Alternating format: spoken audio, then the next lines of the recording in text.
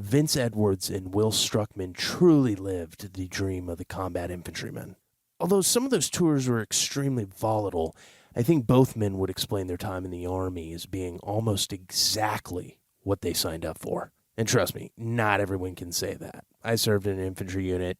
A lot of guys would say they didn't get what they signed up for. I will limit the particulars in this intro, as I feel they explain those details much better than I ever could.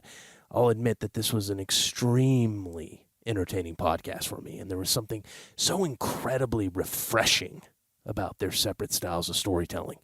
They complemented each other so well that it seemed to me the relationship was almost symbiotic, which is truly indicative of the brotherhood they shared, only known by those who've been a part of it. This is not a podcast for the faint of heart. And if you're searching for the sirens of political correctness, you should probably just turn it off right now.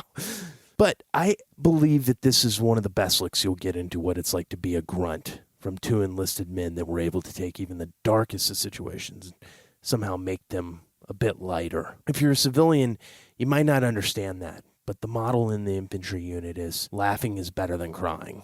Now, Vince and Will don't make light of loss, but their ability to find humor in the worst of situations will be thoroughly understood by those who served in combat arms. And I think I really need to mention that these two are intensely intelligent men.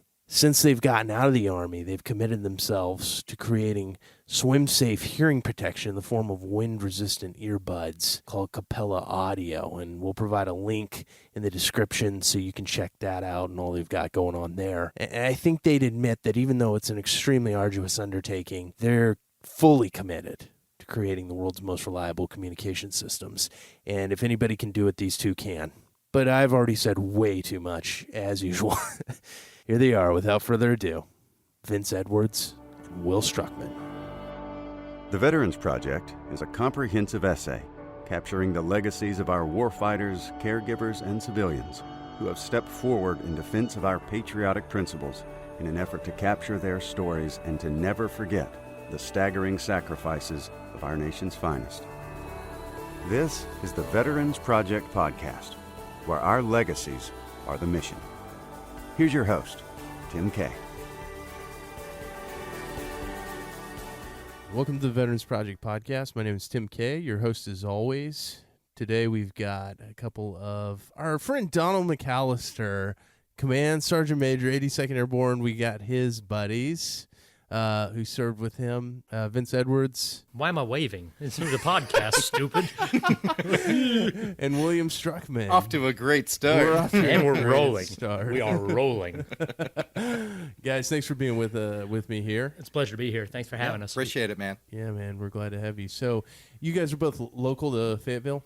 Well, yes and no. Kind of transplanted here from, of course, military service. I'm from a little ways north of Jacksonville, Florida, called Yulee. It's right across the border. And William is from Spokane, Washington, pretty much completely across the country. Spokompton. Yeah. Spokompton? Yeah, Is it really rough? It can be, yes. Interesting. I don't think of Spokane. You don't think of tough, but... Well, it's not so much tough as much as homeless and methy. Okay, yeah. methy. Yeah. So that's not being pejorative terms. It's not methy as in messy. It's like methy, like lots of meth. Lots of meth. Yeah. I think Fayetteville Friday night after payday downtown. That's methy.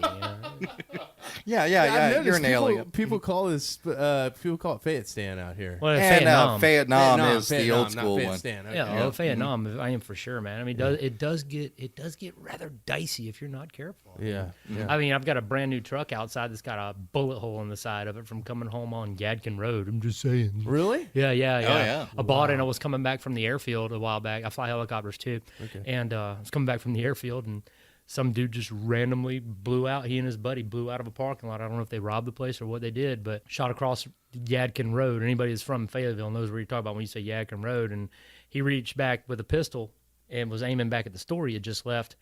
And they hit the curb on the other side, and this dude was like, pencil thin. He was holding a MAC-10, so that's a heavy gun. Oh, my God. And when he did it, he hit the curb on the other side. And when he hit the curb on the other side, the pistol hit the roof of the car. He was out the window looking back at the place, and the pistol hit the roof of the car, and sure enough, it hit the ground when the round run off, and then it bounced off the ground and went right under my left foot. And I was like, "Oh, you son of a!" Wow. I can't do nothing about it, but hey, Wow, jeez. welcome to the Nom. So, we obviously want to start with your lives before and where you came from and talk a little bit about the past and what brought you here to where you're at now and through your military service. So we'll let William start it off.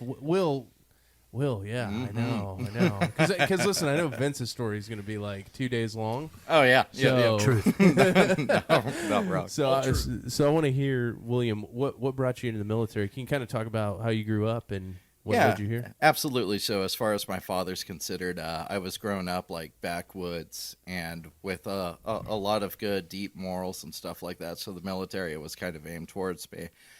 As far as my family goes, though, my father passed away when I was 15 years old, so I was left on my own.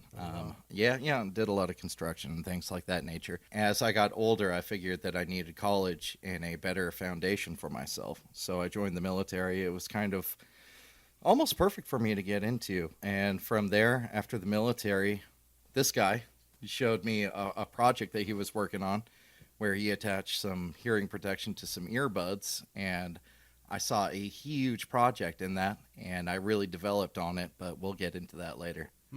Okay, so Will, what do you remember about your parents and what they instilled in you from a young age? Because you said you kind of had a morally pretty strong background. What do you remember about your parents and what they instilled in you that led you to the Army? So being a truthful person, honor, integrity, and challenging yourself a lot. Those were really important things in competition. Being the best and striving to be the best that you could be, both on a spiritual level, but also competitively with other people. Okay. And you joined infantry right away? Absolutely. Yeah. I looked at going like Ranger Special Forces and that whole route, but after I got into the infantry and I found out exactly what it was about, it was pretty much a perfect fit. Okay. And so when you got into infantry, you went to boot camp or basic training at Fort Benning, right? Mm-hmm. And where did you go from there?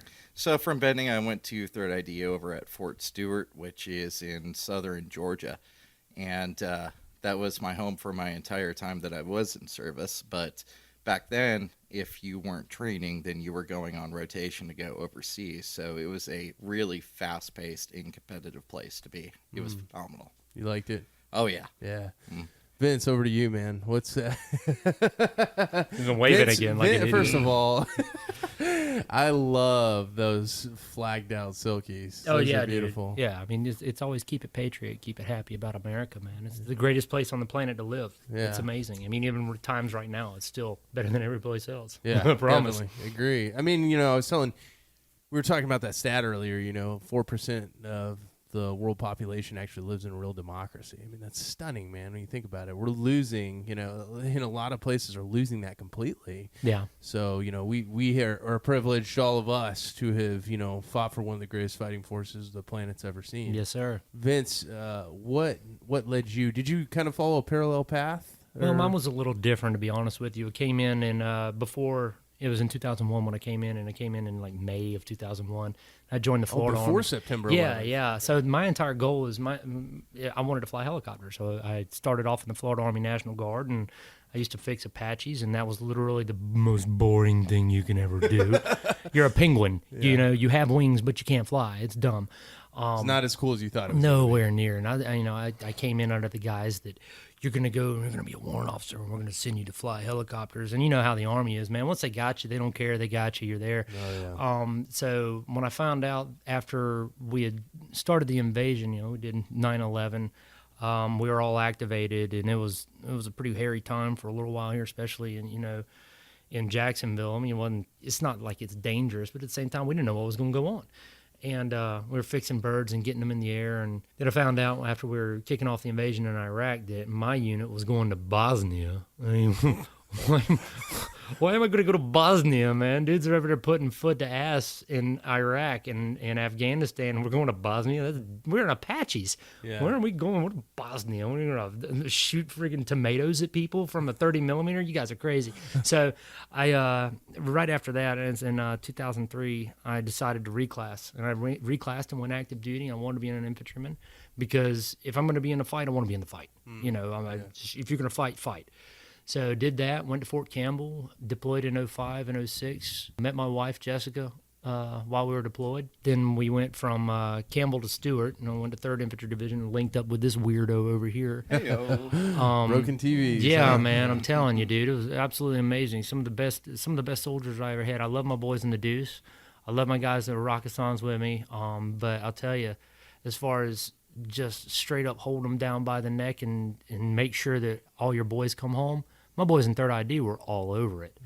I had 464 guys. We were in Bravo Company, and we were attached to Cyclone Company, and we wrecked house, man. It was great. I mean, we did what we were sent to do. That's awesome. You know? What were your Will? So was your first tour the same as Vince's first tour? No. So he had one originally before that. Okay. But by the time we linked up in the area that we were going to and the leadership that we had, just the stars were aligned for success. Cool. And Vince, what do you remember about that first tour that you went on? Everything, absolutely everything. I mean, lost one of the craziest kids I ever knew. A kid we had named Drew Kemple. You know, I've got buddies that you've done podcasts with. I've heard of Drew. With. Yeah, I think Justin talked yeah, a little bit about him. Yeah, Drew was hilarious, and there's never seen somebody so pasty and Irish that was just willing to show up butt naked in front of your door and fight you at 3 a.m. because he'd been out drinking all night. He wasn't even 21, but man, he was just wild. I love that kid. Yeah. He and I were always in competition, be best gunners, like for 240s, for machine gunners, and he was just that kid was crazy. I loved him to death. But, you know, he passed away, and that's just part of it. It's a sad truth and the reality of what you do when you're there is you sign up not to die, but you know that it's a risk that you take going into it. Right. It's just something that it happens. It happens to the best of us. Yeah. So you just kind of deal with it.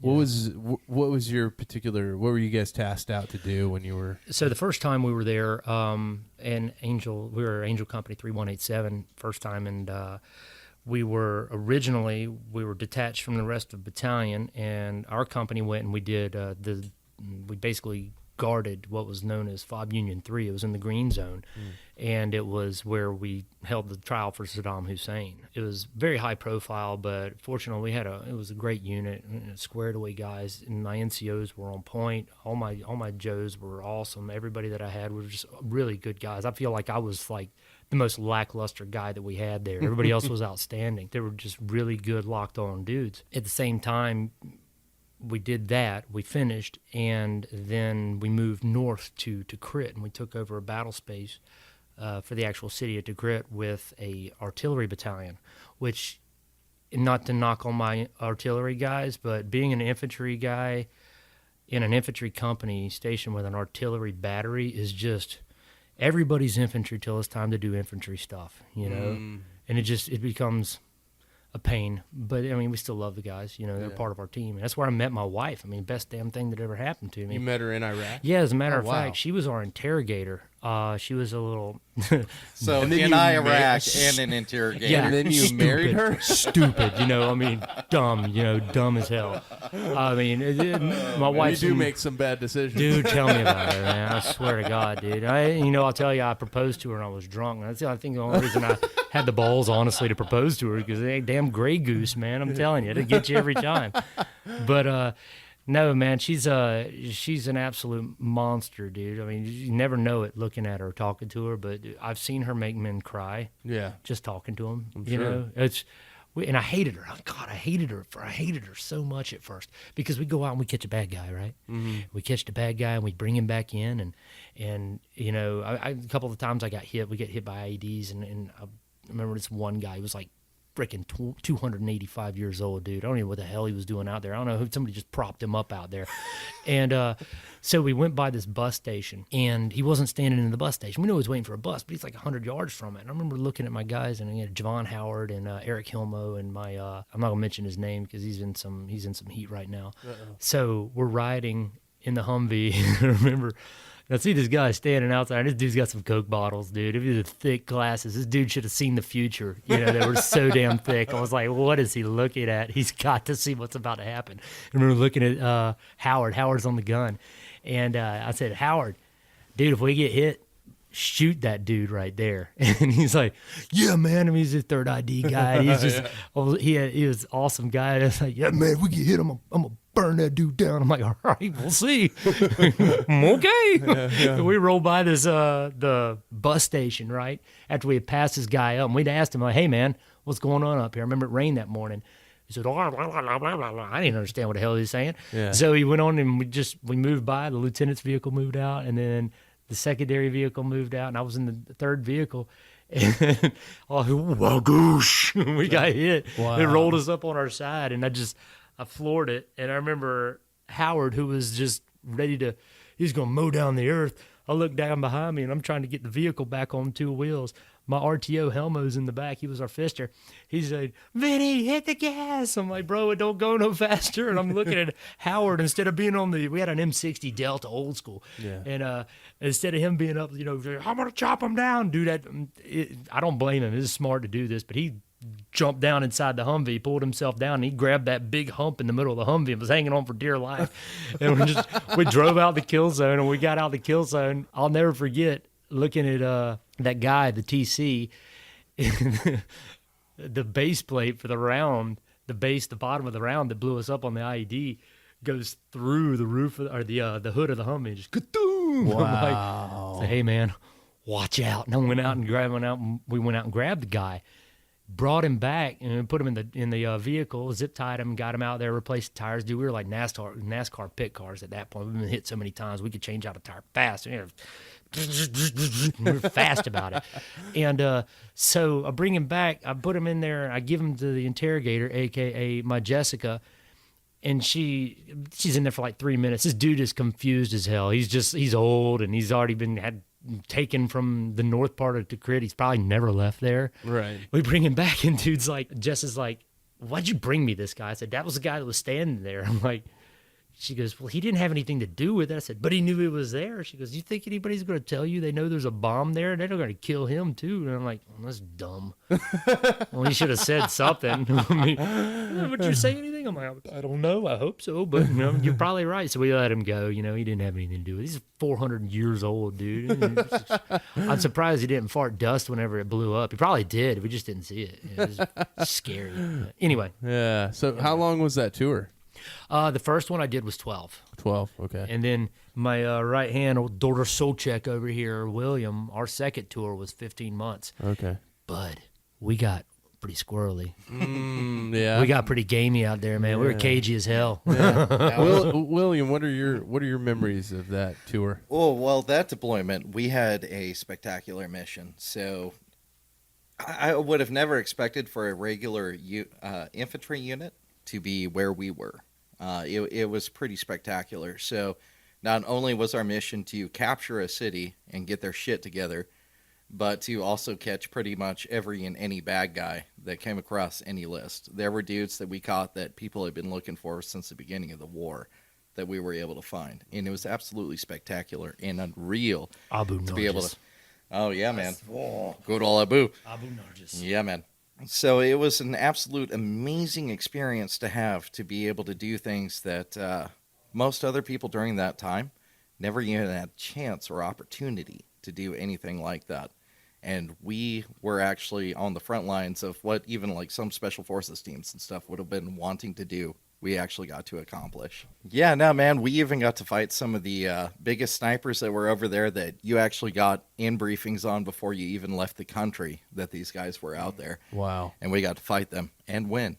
Wow. So are these, who are these guys? Like Chechens, like Iraqi? There were a couple different rumors. I don't know if it's necessarily official to talk about yet, but there were rumors that they might have been Syrian or maybe Russian or something of that nature, but we can't officially say. I don't think we're allowed to say officially where they came from yet. Right. Vince, what do you remember about that deployment?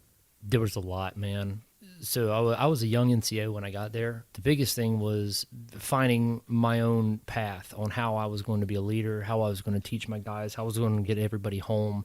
When you get to that point, your primary concern becomes just making sure your kids get home, and more than anything else, all you want is to not have to be that guy that's going to visit somebody's family at the end of the day when you come home. In all honesty, I loved it. It sucked being there for 15 months. My wife and I had just gotten married, and she was in country with us, and she was 20 miles south of me, and I got to see her twice. I got to see her for our mid-tour leave, and I got to see her when she got promoted to sergeant. Wow. And of course, I punched the crap out of her when she got, when you get your pins, your rank, you wham, and everybody looked at me like, oh my God, he just abused his wife. I'm like, bro, come on, man. It's the one chance I'm going to get to punch her and not get in trouble. Y'all shut up.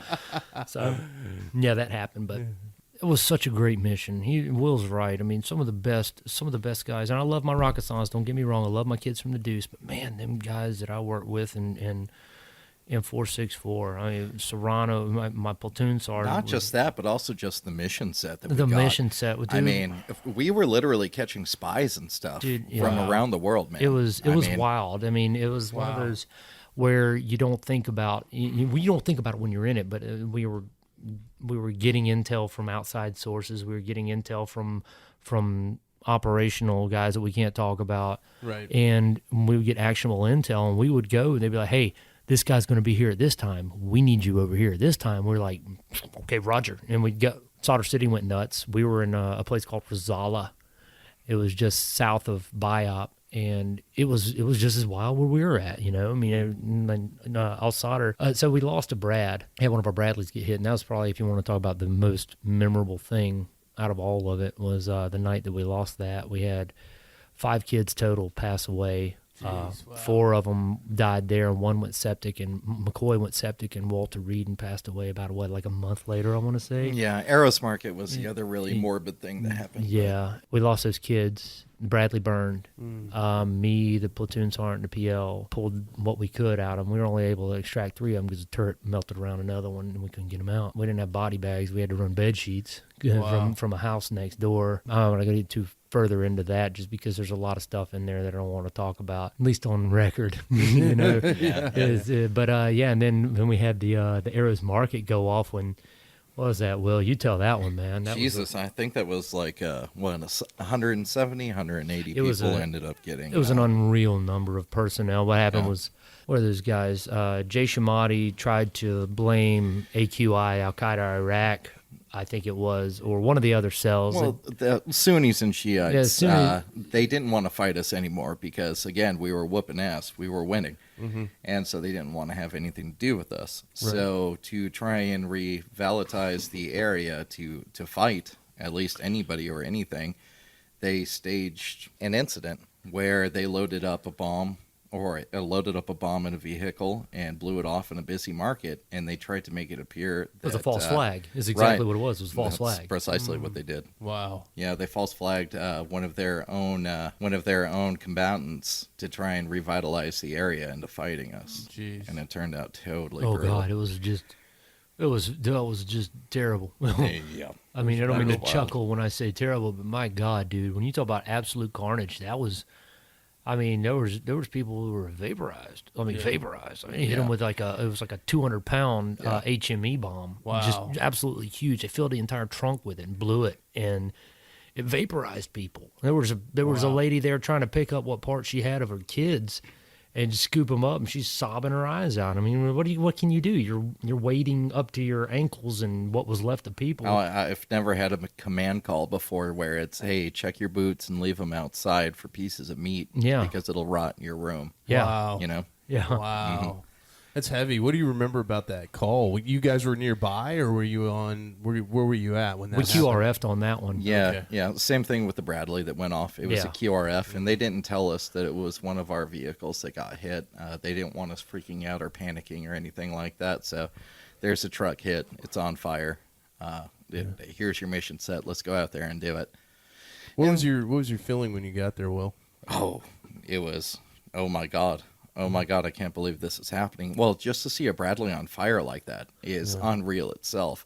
you wouldn't think that something like a tank could catch fire like that, Right. to where the internal heat was so high that the top of it had actually melted into the lower section of it. It's unreal to picture something like that. Yeah, yeah. But- People don't understand.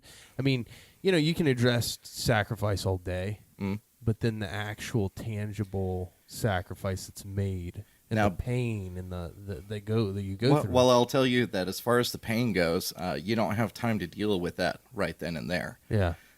Your job is to get the mission done, and if you're well trained, you won't get sidetracked by that. You'll do your mission, you'll get everything done, and then when you get back to the barracks, it's time to really focus on what the hell just happened and what you did. Right. And this was all in solder. This is in Rosala. Yeah, It's that one actually- was in Rosala. Okay, yeah, gotcha. yeah. But the market That was in Rosala too, man. That was in Yeah. Rosala. Yeah, Rosala and Cedilla are about a 20-minute drive in between the two areas. Not even. They border wall on each other. 829 was right there next to on one of the outside borders of on the western border of Sadia. But if you look at it, if you were looking at a map of Baghdad, if you saw where Baghdad International Airport was, if you look straight south and the next town over after you get through that big open desert area, that was Rosala. Wow. And it was we had, and I'll tell you, man, it's the funniest thing you talk about when everybody's, oh, the Iraqi sucker, dude. We had the 352, Shurta Watania, Colonel Assam, and those guys, man, those dudes were on it. Those guys actually gave a crap. We worked with those guys. Everybody talks about how bad Iraqis are, man. No, hell no, dude. These guys were about it. Yeah. All they wanted to do was be able to live free and go home and not have to worry about getting murked at their house. That's it. That was actually one of the most fascinating things that I saw about the whole damn war is that majority of the people over there, as long as you didn't fuck with their internet, their water, or their power, they were totally cool with you. Yeah. Yeah. Until you run a damn Bradley through their wires, or when we start getting the MRAPs and stuff, we're like, Yeah. oops, sorry, and then you cut all their wires and their power Yeah, off. you mess up somebody's way to relax at the end of the day, and they're pissed at you. Very, very upset. Well, and Vince, what do you remember about that going out for QRF and going into the market and dealing with that? The market, for me, was just when I got out there, it was just a lot of sad people, and we didn't do much. I mean, because we weren't picking people up. Yeah, for there that. was nothing you could There's do. nothing we could do. Is basically go out there and pull security for the medical guys to come out there and the Iraqi National Police to come out there and do what they could do. I mean, because I'm not sorry. I'm not There gonna kill wasn't them up. many wounded. Majority of them were Almost KIA. everybody was dead. It was Yeah. just huge explosion. Huge is amazing. It was the biggest explosion ever. It was a massive explosion. But anyway, I digress. Yeah, that explosion was just, Yeah. man. Was that before or after Solder City, or before the Solder battle? Was that? It was It was after. after. Yeah. It's after everything had gone. We had literally put Yeah. foot to ass. Right. They did not want to fight us They didn't want to anymore. fight with us anymore. Yeah, And- talk about that. The battle my- of solder. Yeah. Oh my God! So, like I said, we were in Rosala. Same deal, same thing. After they hit so they hit that Brad, right? And that was kind of a mark for them to. They saw that the next day we pulled back. We went back to the cop. We didn't do any patrols. So most of the time we were up to like 3 patrols a day. Right. Yeah. They didn't allow us to go out. They didn't let at us go all. out because they were afraid that the scunion would be brought. You know what the scunion is, right? The scunion is like Revenge. pure, simple, unadulterated, blissful revenge in order to make yourself feel better for all the shit that you've seen. Pardon my French, but that's what it is. The scunion is there, and the scunion is a way of dealing with things whenever it's gotten so bad that you're sick and tired of humanity. That's what the scunion is about. Yeah. And so they pulled us all back. They made us all sit back at the cop. The boys got killed on Easter Sunday night. As a matter of fact, did you hear the president with the State of the Union address, his last one? He actually talked about it. I've never heard anybody else talk about it except for us, Yeah. the guys that were on the ground. Nobody else talked about it. And, everybody hates him. But I tell you what, that guy tore my heart out when he talked about Chris Hake and them. He had Chris Hake's son and his wife there in the audience at the State of the Union address, and he talked about the entire incident. And I was on a flight back from work, and I was listening to the State of the Union, and dude, I bawled like a freaking child. Like, I was like, somebody bring me a bourbon or two, please. And the flight attendants were like, what's wrong? I'm like, and then I told them what happened, and they were like, holy crap. I'm like, yeah, man, so bring me some freaking bourbon, bro. Yeah. Be. That's But- your guy. Exactly. And so I'm listening to him relive the story, and it was just like just a knife, but a knife of, how would you put it? If you were thinking about somebody pulling something out of you that was an ultimate relief, you know, and it pain, it hurt. But A tumor. I mean, yeah. Well, I dig the analogy. That could be work. Thanks for making it really real, Will. But yeah, I mean, but anyway, so we get done. You know, we pull. Anyway, go back to the day after. We pull back. We're at the cop. We're not doing anything. We're sitting there. Me and my boys are all just loading magazines and prepping. We know it's going to come. We know it's coming. Right. And about 6 o'clock, 5 o'clock, 6 o'clock that night, BC's out there, Bradley, the battalion commander's out there, sergeant major out there, and then we start hearing that boom. We're like, what the hell? These dudes are out there because we're not there. The Jay Shamati, apparently Al Sadr's like, yeah, come on out, everybody fight. Americans aren't here, they're not doing anything. We rocked them. And so they went out and they started just really screwing up our IMP. And half our IMP, the 152, they left. They were like, screw this. They're killing us and the Americans aren't helping. We're out, dude. They popped smoke and fucking, they rolled. Wow. And so then it became a fight for us. And then we hadn't even left yet. 352's getting rolled up. They're coming in the cop. There's dudes that they're getting just shot to hell. One of them's got a chunk missing out of his rib cage. You could see all the blood and bubbles and stuff. Wow. Our platoon sergeant walks up to me. I'll never forget this. This dude comes up to me. He's like, they call me Majnoon. I mean, it's crazy over there. Yeah. And it's like, that's what it says right there. It's like, Majnoon. I'm like, Leish Sadie. I'm like, you know, I was like, Leish Arif. I'm like, what, Sergeant? And he's a buddy of mine. We used to bum pine cigarettes back and forth, you know, or Miami's, whatever we had on us at the time. He's holding his chest with his left hand on his left side. He takes a drag off his cigarette. He pulls his hand away, and just bubbles and smoke come out. Just see smoke coming out of this fist-sized hole. Yeah, I'm trying to keep it straight. You know, I'm like, oh, because the dude, if you freak out, he might freak out. I'm like, that's not good. Hey, man, let's get you fixed up. And then our platoon sergeant, that old booger I was telling you about before we started a podcast, he's like 475,000 years old. Like he used to do airborne operations off of pterodactyls old. You know what I mean? Like petrodons. This dude rode brachiosauruses into combat and stegosauruses. That's how he qualified main gun stegosaurus tail, you know? Yeah. Anyway, this old bastard walks up to this dude, and this dude's like, yeah, he shows me these bubbles and smoke and blood coming out, and Serrano takes his finger and goes, pokes it, and he goes, oh, man, that's not good. You're probably going to die, man. No, he did tell him, oh, you're going to fucking die, man. I'm trying to keep it clean, but he's like, you're going to die, and the dude grabs his shit, and he's like, falls over. We end up saving him. We saved most of these guys. And then, you know, it can't be more than 10 minutes of these guys pouring into the cop.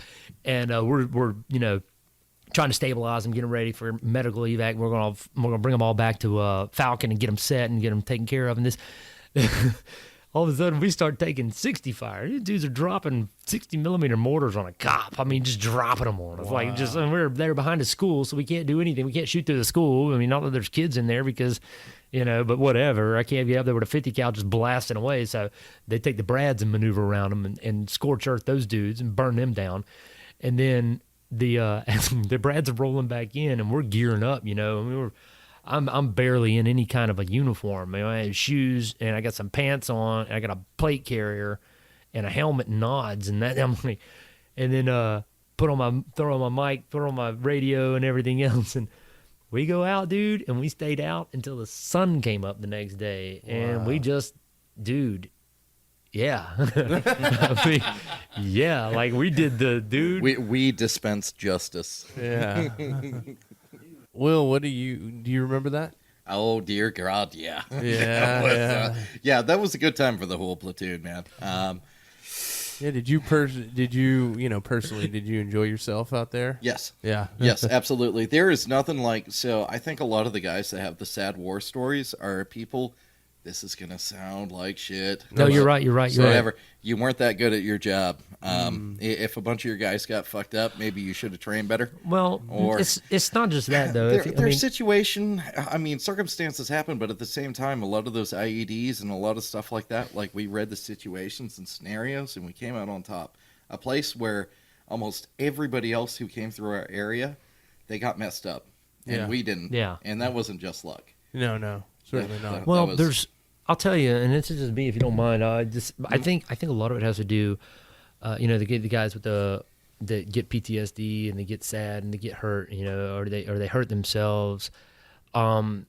Bro, we lost friends, but man, we were able to get out there and exact some revenge. A lot of these guys, you get hit and you guys get hurt and the guys die and your friend just dies and you don't get to trudge around in the guts of the dude that just tried to kill your friend or somebody that's related to them. That Right. We get to exact a little. And I hate saying revenge, but there's something a lot. Well, more. right. So, like happened with that Bradley, we caught the guy who stole the blueprints to the Bradley, and gave that information. We caught the guys who made the bomb that was designed to go underneath that Bradley. Like that whole Bradley incident was actually done to a scientific standpoint. Yeah, It was they all hit it very- with an EFP. at an exact angle. Yeah. Wow. So Yeah. they knew what they were doing. Yeah. Yeah. And you got those guys. Yep. Yep. Wow. Yeah, we got every one of them. Yeah. Man. Yeah. I think there's, the psychology that's really interesting because, you talk about the World War II generation all the time about how a lot of those guys would tell you that they don't have PTSD. Most of them will. Yep. But I think there's something about the victory factor of that, of knowing It's you huge. won, right? It's Like- absolutely huge. and in that moment, you guys knew that you won that battle, and you were able to get those guys back. Let's just talk about for ancient Rome and something like that, right? Do you think any of those guys marched back with PTSD? Do you think that they were sorrowed, or were they hailed as victors when they came back to their definitely villages? hailed as victors for sure. Yeah. Absolutely. And that has a lot to do to play with either the victim or victor mentality. Right. Interesting. Interesting. I like that perspective. So those days after that, guys, what happened? You were there for 15 months, right? Yeah, Oh, yeah. yeah. So was that pretty much it for solder? Well, it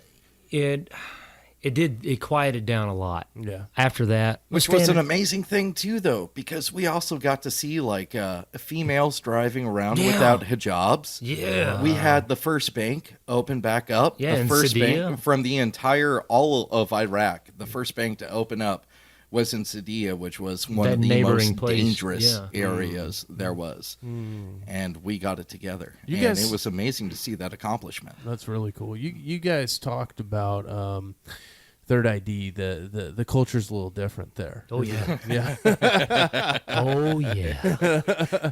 Is there something to that you think fit really well for that situation You and bet. what you're dealing with solder? We were the bastard sons. We're the bastard soldiers. You're not like the 82nd or the 101st or anything like that, where you have a huge reputation. So as far as your mission set, that's all actually dictated by your division past. So if there's a high expectancy for failure, they're not going to send 101st or 82nd out there to do that because they have a certain reputation that's supposed to be carried around. Versus something like 4th ID, 3rd ID, throw them at whatever. It doesn't really matter First either ID, way. First ID. Right. Any of the mechanized units that you run into, you're not as, regardless of past, you're still in a mechanized unit. And I'm not trying to down my mech boys because I love it. You're not as prestigious as the 101st Exactly. and the 82nd, and not even so much as the failure rate or anything like that. And it's the fact that you Historically. have. Well, it's not even just that. Will it's you have the stigma attached to your shoulder sleeve insignia. People look at you and they say, "Oh, that guy's in the 82nd Airborne Division," and it's America's Guard of Honor. Is when you look at them, they are America's Guard of Honor. They're the people that you look to for left-right limits. These are the guys that are squared away. These are the guys that know what they want. 101st, similar, just gross and leggy. You don't actually get out of an aircraft unless you're climbing out of it one time. And I love my Rockasons, but hey, man, they ain't jumped since Vietnam. So Right. when you get into third ID territory, you start getting those mech territories. You start getting into an area where you learn how's a good way of putting this? You learn to fight. Not saying that my boys in the deuce didn't fight, but when you're 82nd, you got a lot more support. People look at you a lot more. People want to help you out because you're the 82nd. Nobody wants to help 3rd ID. Yeah. Anytime you talk about 3rd ID, everybody's like, "Oh, those dummies just rolled through Baghdad and they just went on a blitzkrieg on their own because they're stupid." Well, it's because they went up there and they wanted to go put foot to ass in the name of freedom and democracy. But or you get a wild ass tank crew that won't get off their tank running a 120 smoothbore. That's something to see come around the corner. Yeah. That's something cool. I mean, I get it. We're all cool and we all jump out of airplanes and all that. But dude, you get a whole different capability when it comes to a mechanized world. Them dudes, and they're gangsters. Yeah. God almighty, 3rd ID, them dudes were gangsters. I mean gangsters. I mean like gold teeth and just straight up just thugs, dude. Yeah. But there's a certain time that thug needs to happen. Mm-hmm. Yeah.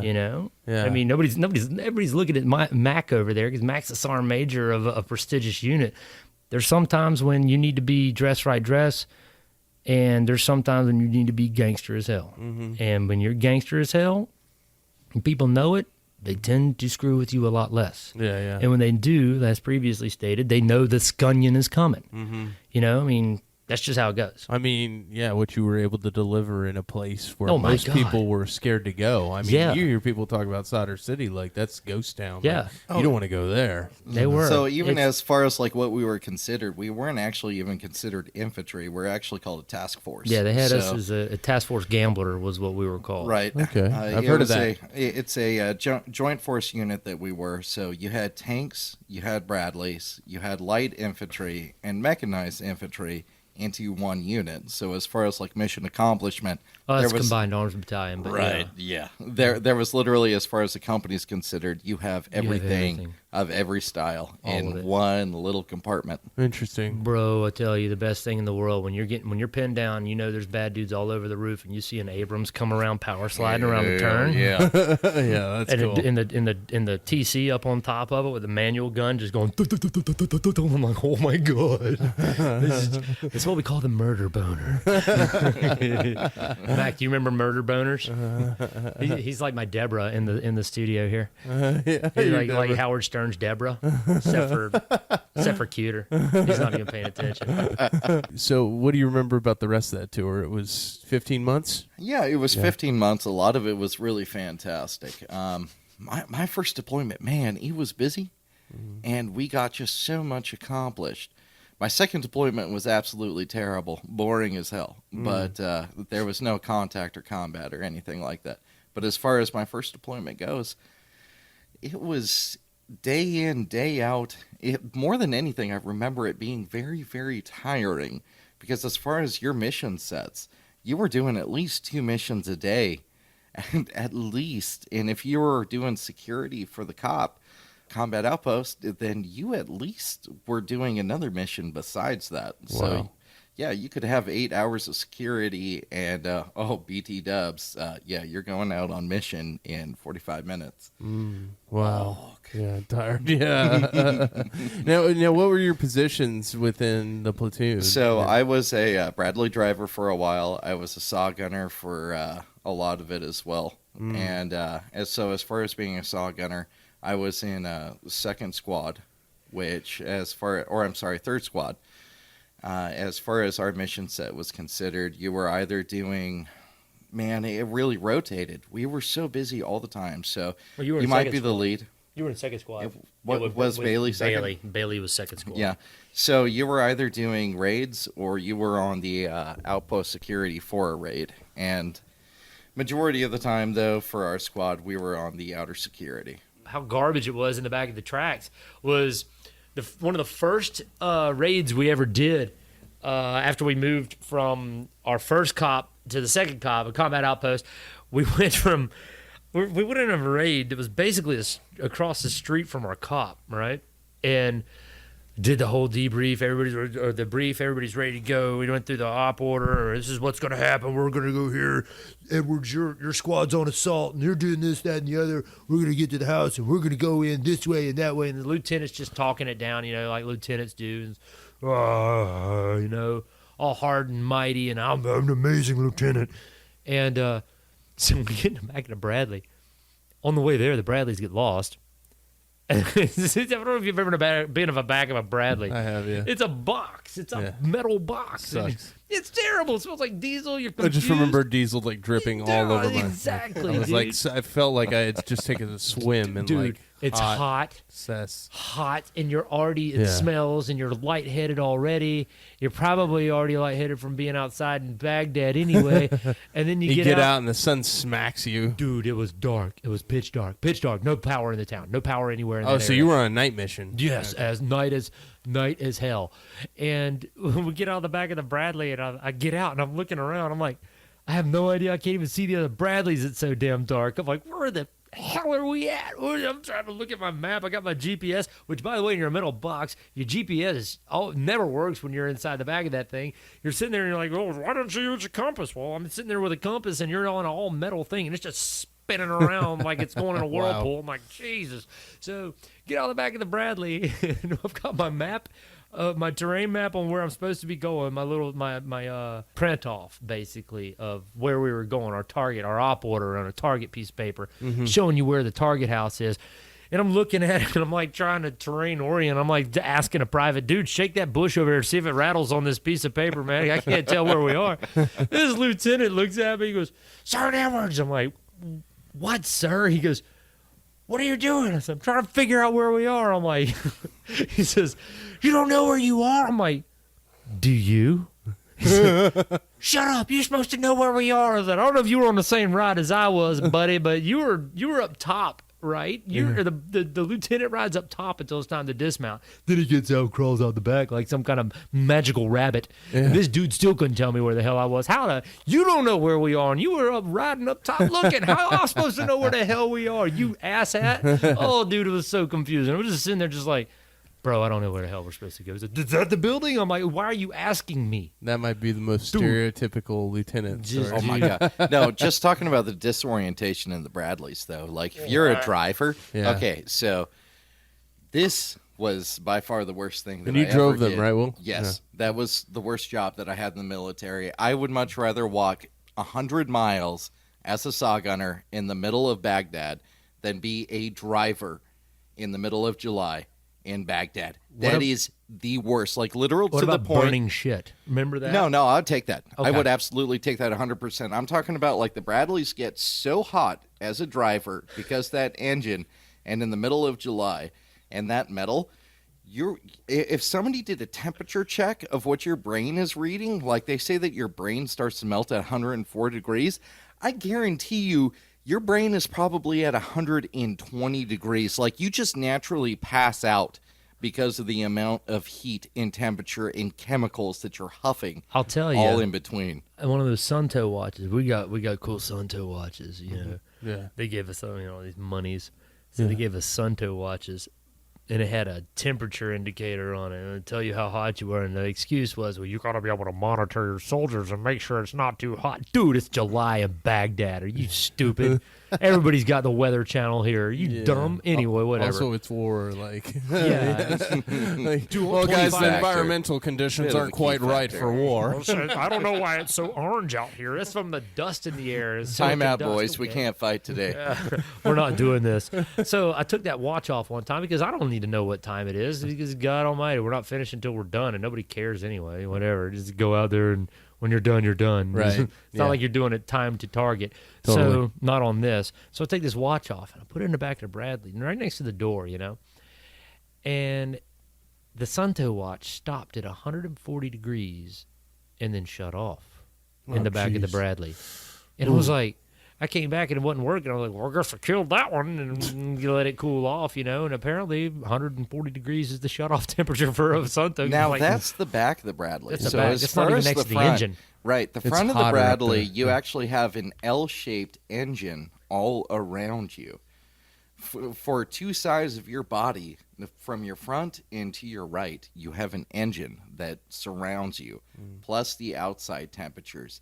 And there's no the fan system that they have in there is an absolute Cuisinart. Yeah, it's an absolute freaking joke. You might as well just blow on yourself, quite literally. And the temperatures that you reach in there, you're not allowed to open a tank or a Bradley or anything like that. If you have it cracked at all, in fact, actually, we had a guy that had his tank just cracked open a little bit, and they got hit by an IED, and he got a bunch of shrapnel from it. They actually pulled his They gave him an Purple Article, Heart. Yeah, they gave him an Article Yeah. 15 too. Yeah, they pulled his Purple Heart and gave him an Article 15 because he wasn't following regulation. Oh, wow. It's getting kind Yeah, of man. hot in these rhinos. Yeah. Just So Will you- in there pulling his pants Oh off. my god. Oh no. Here's the worst one. Okay, so I got super sick. I got like the flu or something like that. But hey man, you got mission. You're only one of the handful of people that can drive these Bradleys. You're important. Oh yeah, the wrong kind of important.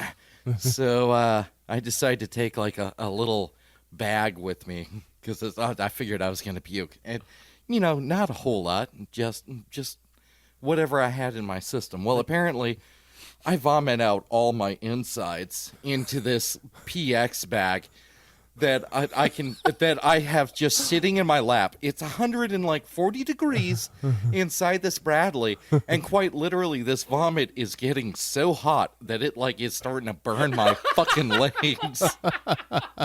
And I know what's going to happen. There's no moving this bag. No, there's nothing. This thing is going to absolutely tear. It's just a matter of time before I am covered in boiling vomit. And we still have hours and hours on mission. So, Oh, wow. yeah, middle of June, July, Baghdad. I have an entire bag full of freakishly full at this point. I don't even know there's this much in me. It's like you can't even stop puking because every time you look down, there's more vomit. You're like, "Ugh, oh my god, Just caught in hell here, Jesus right here, man. Christ, dude. And so it's just a matter of time, and finally it just tears and covers me from oh yeah, from the top of my chest to my knees is just absolutely 100% Bro. covered in boiling vomit. And we still had 3 or 4 more hours on We mission. tried to go That's 'cause rough. I rode Oh, in yeah, his dude. track, right? I rode So in did his you know track. it happened?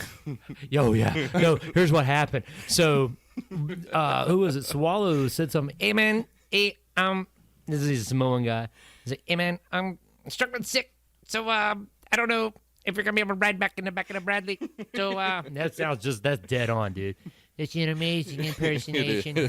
No one does impersonation. That is It's huge. accurate. So, Sawallo, if you hear that, don't get butthurt. That's what you sound like. I'm not worried about it, man. Maybe that spam will be all right. But hey, so Struckman, he got pretty sick in the Bradley. I don't know if you want to ride in here. And he drops ramp. Oh, Holy wow. Jesus! Yeah. Holy Jesus! It's like it hits you 140 degrees of vomit and just Oh, man. I ran away. I rode with someone. I don't even know who I rode with. Probably Keller or one of them idiots. And I was just like, no, I'm done. I can't do it anymore. I just can't. Was this at the end of the mission, or you? Yeah, had- yeah. I okay. didn't get back in the Bradley. Well, till that end was of the mission. end for him. But Yeah, that was yeah. halfway through the mission. Yeah, he for was. me. Yeah, he would. He was like, yeah, Just laying in your cooking vomit. bro. You learn to do things that should not be spoken of. Isn't it funny though when you get back and you hear some 14-year-old girl complaining about her cell phone plan and she Oh my doesn't have God, right? unlimited data? oh my god. You're at a movie theater. I remember that happened to me when I got back and some girl was complaining about, and I was dude, dying inside. I was just Just let it out. yeah. Just let it out. Let the hate tell flow. us Real the hard for truth. you. Tell us how you really feel.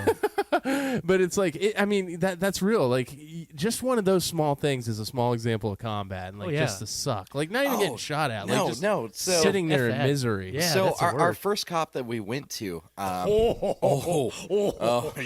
yeah, this I mean, place was a real not to treat. interrupt, but I feel like you would probably rather get shot at than have that happen. Absolutely. Yeah. All Yeah. day long. Yeah. I'd rather be shot Yes. at Yeah. than be bored. No, no questions. What was that I old will Clint take getting Eastwood? shot at over swimming in my vomit any Yeah. day of the week. You can punch me. You can stab me. You can try and fight me. No, just so please we had this. don't bore me. We had this absolutely terrible cop where you weren't. We didn't have any running water. We didn't have heated water or anything like that, right? Yeah. So, but of course, in the morning you have to be freshly shaved. So when it's October in Baghdad, and you need to shave your face, which you don't have any cream for your face. All you have is just cold-ass water. Now, what does cold water do when it hits your body? It makes your pores stand up. Yep. Yeah. You get a bunch of goosebumps. Oh. So now you have to dry shave yourself in this freezing cold water. We were fighting over a microwave to try and heat up water bottles to try and shave your face in time in the fucking morning. Oh, yeah. These people talk about PTSD. Yeah. That's the kind of PTSD I have. Yeah. No. Boys. Otis Spunkmeyer muffins, Oh my God. ketchup flavored potato chips from Canada. Oh, and Pop-Tarts without any frosting. Pop-Tarts without frosting. Who the hell makes You that? Nazis. What kind of God? What sadist allows this to happen? There is no God if that's the truth, and God has smelt us. You know, way to save a couple bucks there, Army. Thanks a lot. No frosting. Dick nose. Nice. So you can't even get Lord. us frosting? What kind of turd are you? I get the willies when I see the you're talking about the Otis Spunkmeyer like muffins. I Can't go eat to a 'em. gas station Can't. and see those, and I'm like, oh, Yep. it's the Never worst. eat another one again. Just terrible. Just the worst thing ever. So, oh, look what we just got you. We just got you some Otis Spunkmeyer muffins. I'm like, dude, I would rather throw you off of a building and cook random hot dogs from down the street in your open rib cage. Burn your spine for an actual hour to make my food out of your rib cage than eat this Otis Spunkmeyer muffin. I ate a pigeon in Baghdad. You did? Yes, I did. I shot this son of a bitch with a pellet rifle. Oh, we had a first sergeant. It was just, and his name is Lesko. And you know what? I don't care. I hope that dude hears this. And he's like, that guy, Edward, is mean. Well, You got fired for being a shit ass. Yeah, you got fired because you suck. You're the worst NCO ever. Freaking just turtle-looking idiot playing World of Warcraft, you nerd.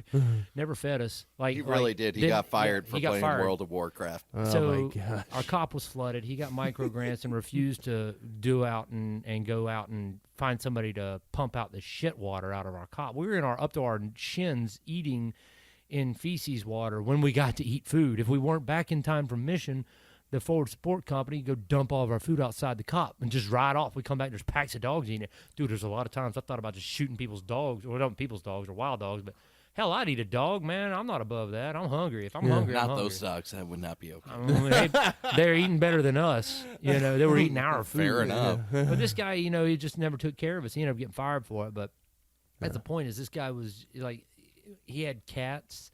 He would like feed the cats tuna fish that he was getting. Like, Oh, he threatened to give me an Article 15 for chunking an orange at one of his cats. Yeah, I was shooting him with a pellet rifle not because I have anything against cats. It's because I wanted to hurt his heart, and I couldn't shoot him with a pellet rifle. I mean, I could have, but it would have got this dude, same dude. We're in the middle of a. There you go, Lesko. You know who was killing your cats. You did not like your first sergeant. It's not that I didn't like him or I hated him. It's just the guy was a turd. I mean, listen, what do you do with a turd? You don't sit there and admire it in the toilet. You flush the fucker. Be Well, done some with it. people admire it. I mean, yeah, okay. If it's more than 7 Courics, you could admire it. All right, but if it's less than 7 Courics, then it's gone. Just get rid of it. And the dude was literally. That guy was a pubic hair floating in the bathwater of the Army. He was just something that makes you feel sad about its existence. You know it's there, and you hope you This don't see it. podcast is going to have a whole different name by the time this thing's over. Listen to Vinny rant for 20 You could minutes actually about just split this up into 2 different stories. really good. You're really good. Trials and tribulations of actual battle. And what soldiers think of their first sergeants who literally hold them over the barrel and show them the 50 states. This is 0506. No, 0708. Okay. Oh, yeah. 0708, yeah. Yeah. What, you know, when you so 15 months over there, and when you guys, you know, did you feel like, you know, mission accomplished as far as that deployment went? Hell yes. Yes. Hell yes. Yes. We saw such a change in our environment from being one of the most hostile places. We had the people that we transitioned over from that we were replacing, they were crying and begging us not to go over certain roads. Majority of them, Really? the majority of their command had been wiped out several times over. And I don't know what the hell happened with us. I don't know what made things so much different, but our authority and what we were able to accomplish, we opened up the first bank from the entire start of the war. opened up in our area, which was considered next to Sauter City, arguably the most hostile to second most hostile place in the world at that time. And we were able to have that happen. We had females drive. We had the bad guy, or we had people telling us. So when we first got there, a lot of the civilians didn't even want to talk to us in any sort of fashion or way, right? Right. But after a couple months of showing them that we could actually protect them and do security for them, they were telling us everything and anything that was happening. If somebody planted an IED in their yard, they told us, because they knew that not only would we get that IED, but we would catch the bad guys that did it, so they'd be protected and they'd be fine. Because majority of the time when they try and tell on you or something like that, or tell on the bad guys will just kill them and their families. Yeah, we saw that. Mm-hmm. Yeah. Wow. If you can give them that protection and that feeling that you have their back, they really went all out for us, and we were catching all sorts of intel that otherwise we never would have had.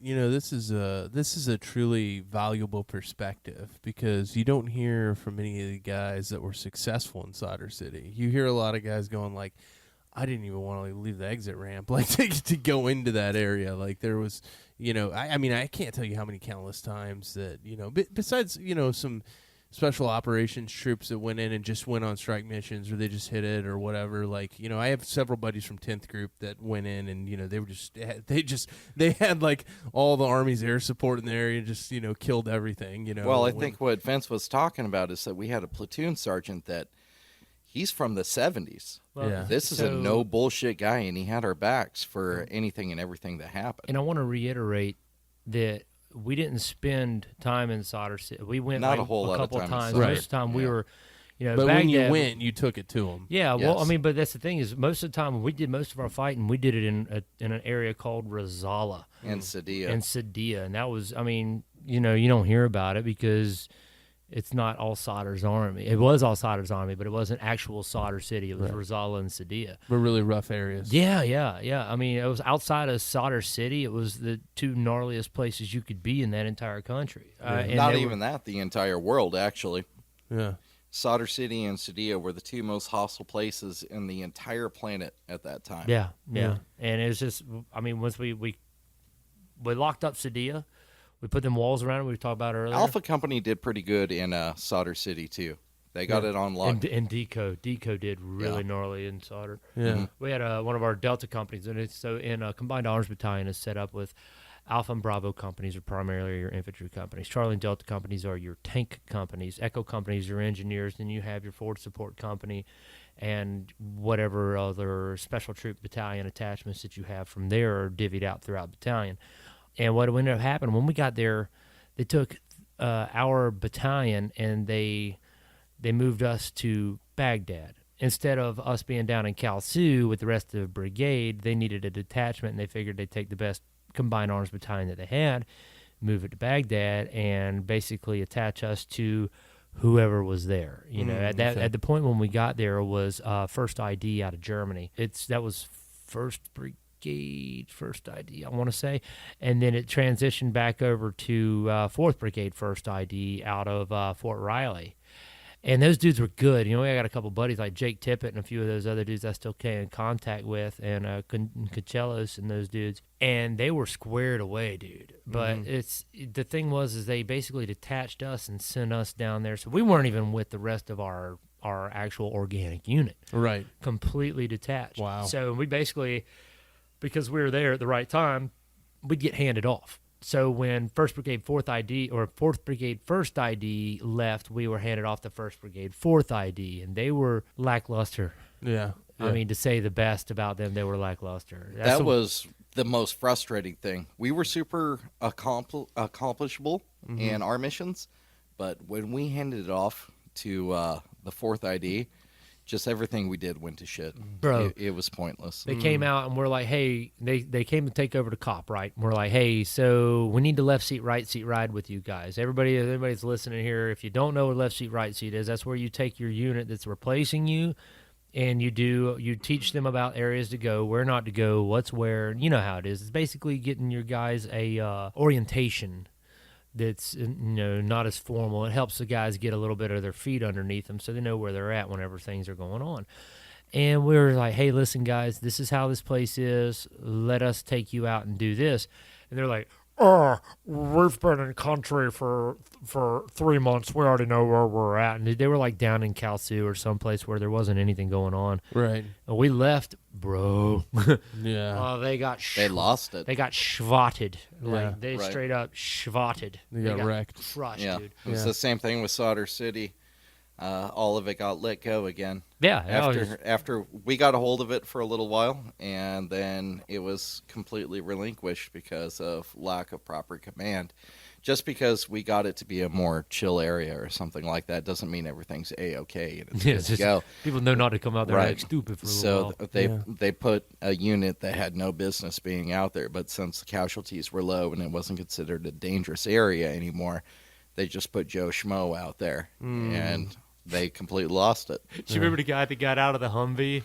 They without sat his- there and fucking cried on the sidewalk Hey, we because know. we were trying to tell him what to do. Don't tell us what to do. I remember that one guy got out and in his mag pouches he had like 5 or 6 Pop-Tarts. I am not even right, lying, yeah. dude. Yeah. I am not even lying. This dude Yeah. gets out and his magazine pouches are full of I Pop-Tarts. shit you not, you have staff sergeants like having a fit of rage like children out there sitting on the sidewalk like, we just don't want to listen to you guys. We're not going to do what you We tell know, us to. yeah, we know what we're doing. I remember telling him, like, well, Okay. if you don't want to listen, that's fine, man. I'm not going to send my guys out with you. And when you die, it's on you.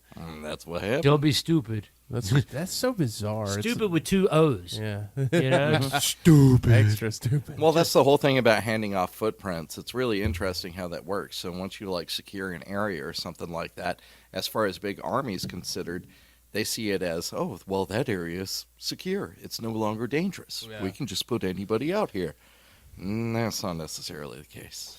You know what's interesting about that is, I still hear that in the Marine Corps. It happens from time to time, but one of the things that I do admire about the Marines is, we kind of have a lot of that, unit pride. Yeah. And so when somebody else like comes in to replace, they're like, "Oh, we're the best division in the Army." Well, that's something And then- that they like breed into you too. You're Right. always in the best platoon, and the best company, and the best battalion, and the best brigade, and the best division. Right. Best squad, the best team, and the best buddy team, and the best Yep. barracks room. Mm-hmm. Nerd. Yeah. yeah, see? Yeah. And core. But Turns out that shit changes all the time. But I feel like that goes negative when you start to treat others like that. Like Right. for example, you're telling a story about these guys coming in and not wanting to be told. Yeah. And they really didn't. Yeah. Because they're their like, pride. "Oh, we're 4th ID. We Yeah. know what we're doing. Yeah. We already know." That's when it goes negative. Is like, you've got to have that ability to intercept and then come in and hear those ideas and listen to the tactics. Humility because is that's key, what man. saves lives. Yeah, Absolutely. humility. Yeah, absolutely. That's exactly it, man. Listen, man, you can be the baddest dude on the face of the planet has somebody that's always badder than him. That's Yeah. just how it goes. And no matter how bad you are, there's always somebody that's badder than you. Mhm. I mean, if you don't listen, you don't try and learn, if you're not trying to expand yourself and become a better anything, then you're not doing anything. All it takes is for you to shut up and listen to somebody for 5 seconds and maybe save one of your kids. That's the most important part out of all of this is these guys don't realize that it's not just you. Yeah. It's your families, it's your soldiers' families. Old It's- hubris. Oh, yeah. Oh, Mr. Hubris. Old man Greeks got Hubris. it right, man. Every damn time. And dude, You know what's funny about that is I always thought about that because guys would get it into especially my master's degree, there would be guys that would be like, "What do you think about the war?" Oh, your master's degree. Oh. I'm sorry, man. I didn't know that you had a master's. I'm actually kind of interested. What'd you get it in? Now I got some questions for you. Should have never. Yeah, uh-huh. Look at my Max looking college. at me like, "Good God, why did you bring that up?" Welcome to Vince and Will time. We got a learned guy here. Yeah. We got What some did you do? questions. He got one of them there army education. That boy done learn how to go to collegiates. He's learned. Yeah, he's learned pretty good, I reckon. What's your alma mater? Yeah. Summa Copenhagen? Oh my gosh. No, so anyways, my point was that the guys in the class would ask me like, "Well, why were you okay with the war and the conflict?" They and all ask that? you like the moralistic conflict of it all the Yeah. time, like as if you can give a proper answer. Yeah. And I would always just tell them, like regardless of what I thought about the war, the most important thing is I was over there for my bros, like trying to protect them. That's always what it comes down That's to. exactly what you it know, is. There were so many of us that like I remember the numerous conversations about 9/11 and what people thought about it either way while we were overseas, but that didn't conflict with how somebody operated or endured or did their job. Right. They didn't care about that. We That's cared about interesting how each you other. can have that, isn't that? Because there were definitely the conspiracy theorists in my Hey, company. oh, dude, yeah. Yeah, like Thou shalt no. not free think; it will be labeled as conspiracy. Right, yeah. We had guys, like, yeah, we burned it down from the inside, like a lot of that. But also that I never felt like that affected them in combat. Like, Right, exactly. I'm definitely one of those weirdos, Alex Jones, molten people, the middle of the planet's Earth, and it's flat, and I'll tell you what, man, there's a big conspiracy plan. Lizard people are gonna peel off their skins and they're gonna come out and they're gonna rape you. No, dude. The lizard people are working with the lava people in the middle of the Earth, but the middle of the Earth isn't what you think it is. It's actually flat. There's a bunch of You gotta troglodytes. continue to the backside of the moon where it's Goddamn. actually at for the... The troglodytes are turning the frogs gay. All right. yeah, We're enough getting of that. we're getting off topic. All right, we can sit here and talk about it, who burned Yeah, down yeah. what all day long. Right, but nonetheless, it is interesting. Like, so our personal beliefs don't have anything to do with our mission or a job or anything like that. Right. We're all there for each other at the end of the day. That's I had a something couple. that I see. I had a couple guys over there who, a couple guys in my team when I was a team leader expressed to me like, just getting kind of loud about their anti-presidential thoughts. Like because President Obama was in leadership at the time, and we had a couple guys talking bad about that. And I remember pulling them aside and being like, guys, this is not the place. Bro, I can tell you something crazy that happened with us. If you talked shit for whatever reason, there was a couple fellas that they said some shit about the President Obama at the time online. I shit you not, they were actually black bagged by the NSA in our Really? division. Wow, Yeah, really, dude. Yeah. Yeah, they actually came down and arrested two dudes from our platoon and investigated them Wow. over just saying some stuff on Facebook. All right, we're gonna Yeah. get into presidential talk. Let's get away from that. Let's keep it away from the politics. Please. Let's keep it away. You don't want me to do that. Yeah. You're gonna start me down a damn rabbit hole that I can't dig out. yeah, of. yeah. It's just Well, time my and point engine. being over the whole, over the whole thing is like it's not our job to, Right. question why, It's right? the job on the mission. Yeah. Right. And each other. Yeah. Dude, listen, it's all that That's 10 what to 2, 400 meters out. That's your focus. Yeah. Don't worry about anything else. everybody's got their own personal religions, their own personal beliefs. That's the one cool thing about the Army that I always saw is that you could have Muslim dudes next to Christians, next to Jews, all in the same squad and platoon. Mm-hmm. And that was something that I always loved. You could have dudes from Alaska, from Texas, and Samoa Mm-hmm. in the same squad. They're all working together. Ah, that was so cool. Yeah, that's awesome. So second tour ends, you guys come back. Then what happens after that? So, Everybody goes their own way. Yeah, that's what happened, honestly. So Will did a second tour with those guys. I went to the Special Forces selection and assessment and did that and got picked up to go to SFQC in May of 10 and went and started jumping out of airplanes like a big dumb idiot. Went to airborne school, and I was an old E6 when I went to airborne school, so I was already angry, stayed angry, hateful, and dealing with new privates and everything else. And I just hated it, and I just finished up and got through with that. Came back up to Bragg and started going through. And Will's he's over in, where were you guys at? So they reflagged us from 464 to 315. Oh yeah, that was fun. I forgot about. I was there Oh for my that God, too. Yeah. Yeah. Yeah, we got set up there, and there was a lot of people there that might listen to your podcast that were higher ups that really didn't like me, And I'm not friends with them, but I'm kind of like I follow them and they follow me back so that I know what they're doing. Your butt hurts some people. Well, that's a whole thing. Like if you get your Ranger tab and you actually go to Ranger, Oh my God, you're the biggest piece of shit there ever was. Oh, you better suck your own wiener to get out of here. You get that tab and you come back here and you like it. Yeah, dude, that's how it was, man. If you got your tab, if you went and say, look at 3rd Infantry Division, you want to go do other stuff, you want to go get your tab, or you want to go be a long tabber, you want to continue on your career but a different path, man, you were just poop. Really? Poop. Yeah. Oh, they hated you. Huh. Oh, yeah. About the team, not yourself, man. No, it's Yeah. about the team. We don't care about you. We care about the team. Well, Yeah. what about my career progression? Well, we don't care about your career. We just want what we want, and Yeah, and that was their attitude. Yeah. And Big army, right? It truly was. Passed SFAS, got beat all to hell doing it. I've got a big scar on my lip. I got run over by every apparatus we built during team week. I fell off of a berm, smashed my face in with the buttstock of a rifle. Ended up with 10 or 11 stitches in my lip.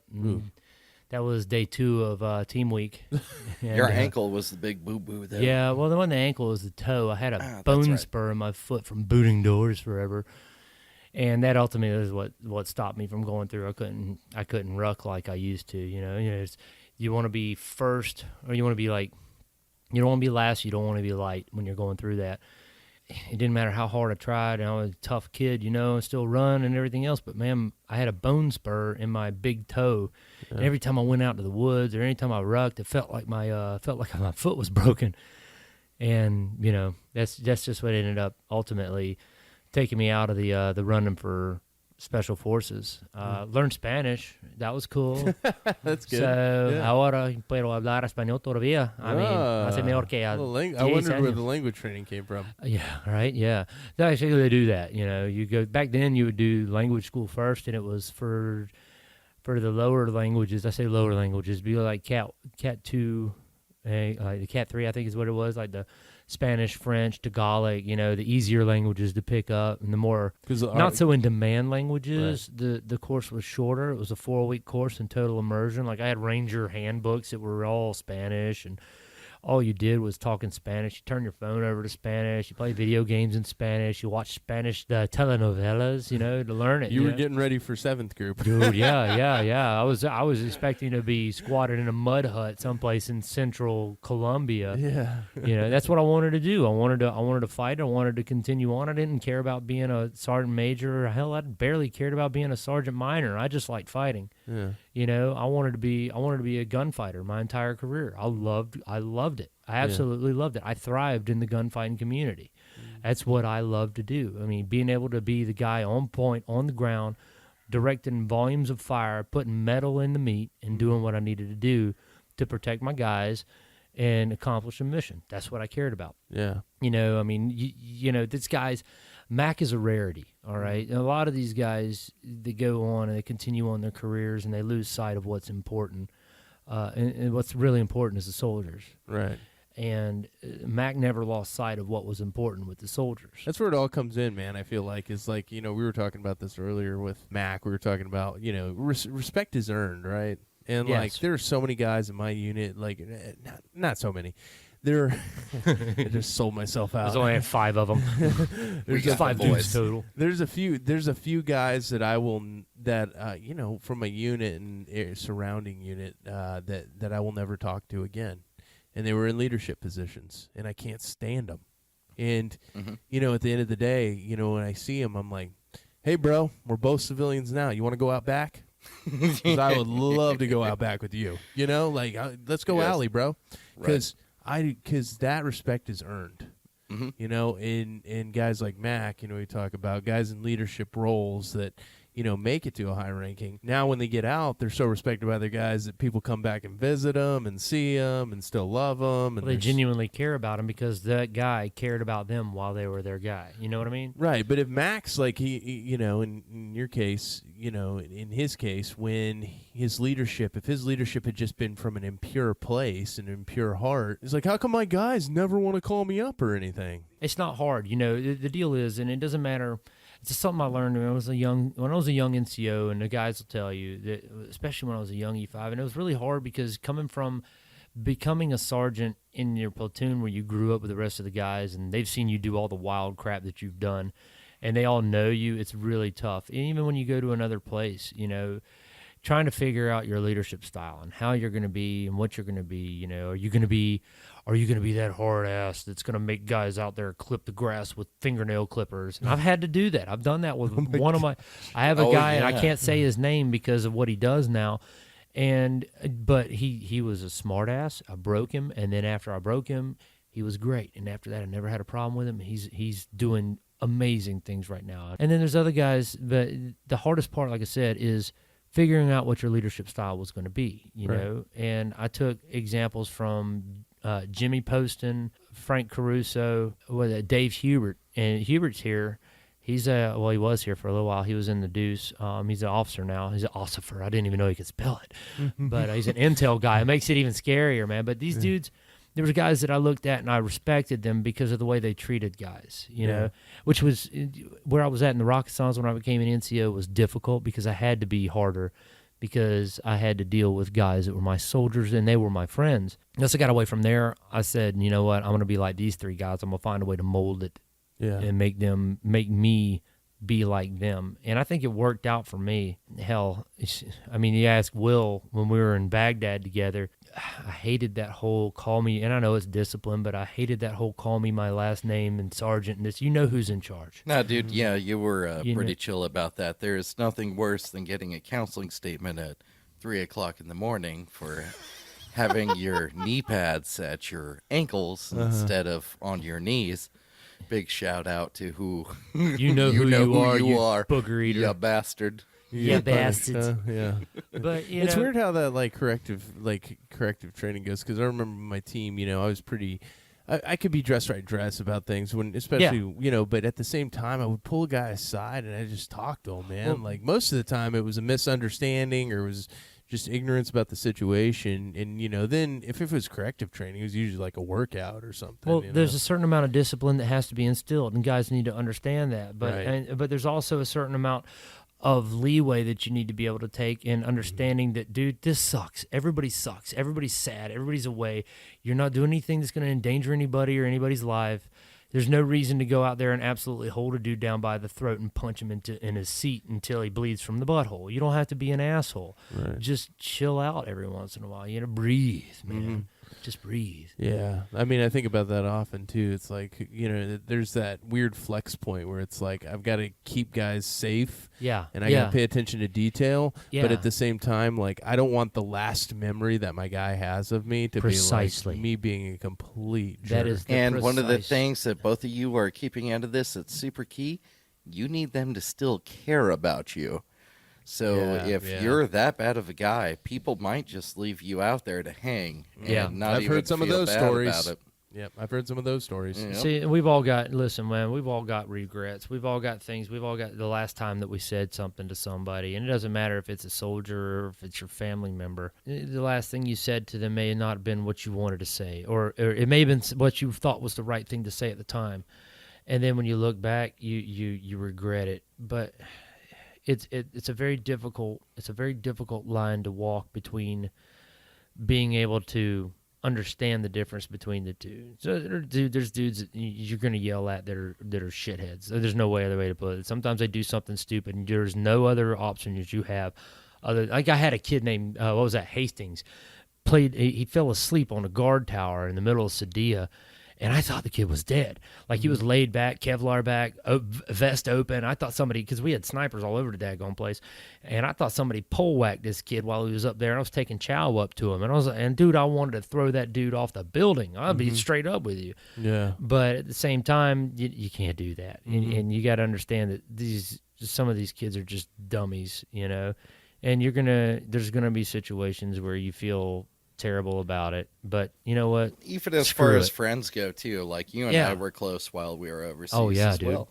And but if you gave me a mission or something to accomplish, you know, it's not screw you, I'm not going to do this because you're my bud, I'm going to go do it. Exactly.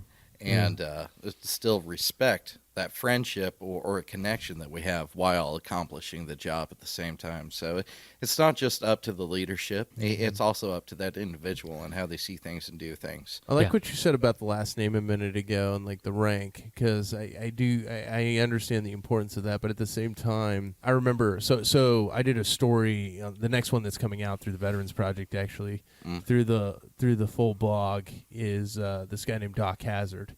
And he was a captain in the Battle of the Bulge. He was on the Siegfried Line. He came with 144 guys, and they left the line 12 hours later with 14. So, hellish combat, guys screaming for their moms and all that. And he said to me, in combat, I asked him about rank and all those things. He said, oh, no. He said, we called each other by our first names. He's like, but you have to understand something. We were all in hell combat. We all respected the hell out of each other, and if somebody disrespected me, they were going to know it real quick. Exactly. So he had a guy who named Bowers or something, and who was a regularly good soldier, but who just, he got sent on a mission to go get some replacements from somewhere in France. And he said, load them down with ammo, bring back plenty of food, rations. And Bowers kind of hesitated, and he's like, why the hell are you sending me?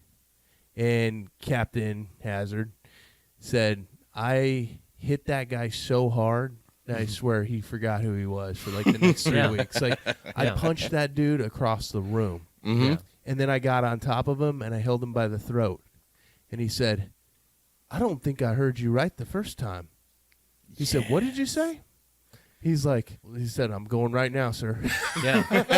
Well, and I can understand. It's like, so I'll tell you, Don McAllister was probably the first sergeant major that I've ever been friends with that I could see myself actually being friends with until the day I die. Mm-hmm. Because he respected me, because it wasn't, he saw me as an NCO, but at the same time he saw me as a person who was willing to work his ass off for him. And at the same time, I saw that too, because the dude would give anything he could to protect me and keep me safe. Right.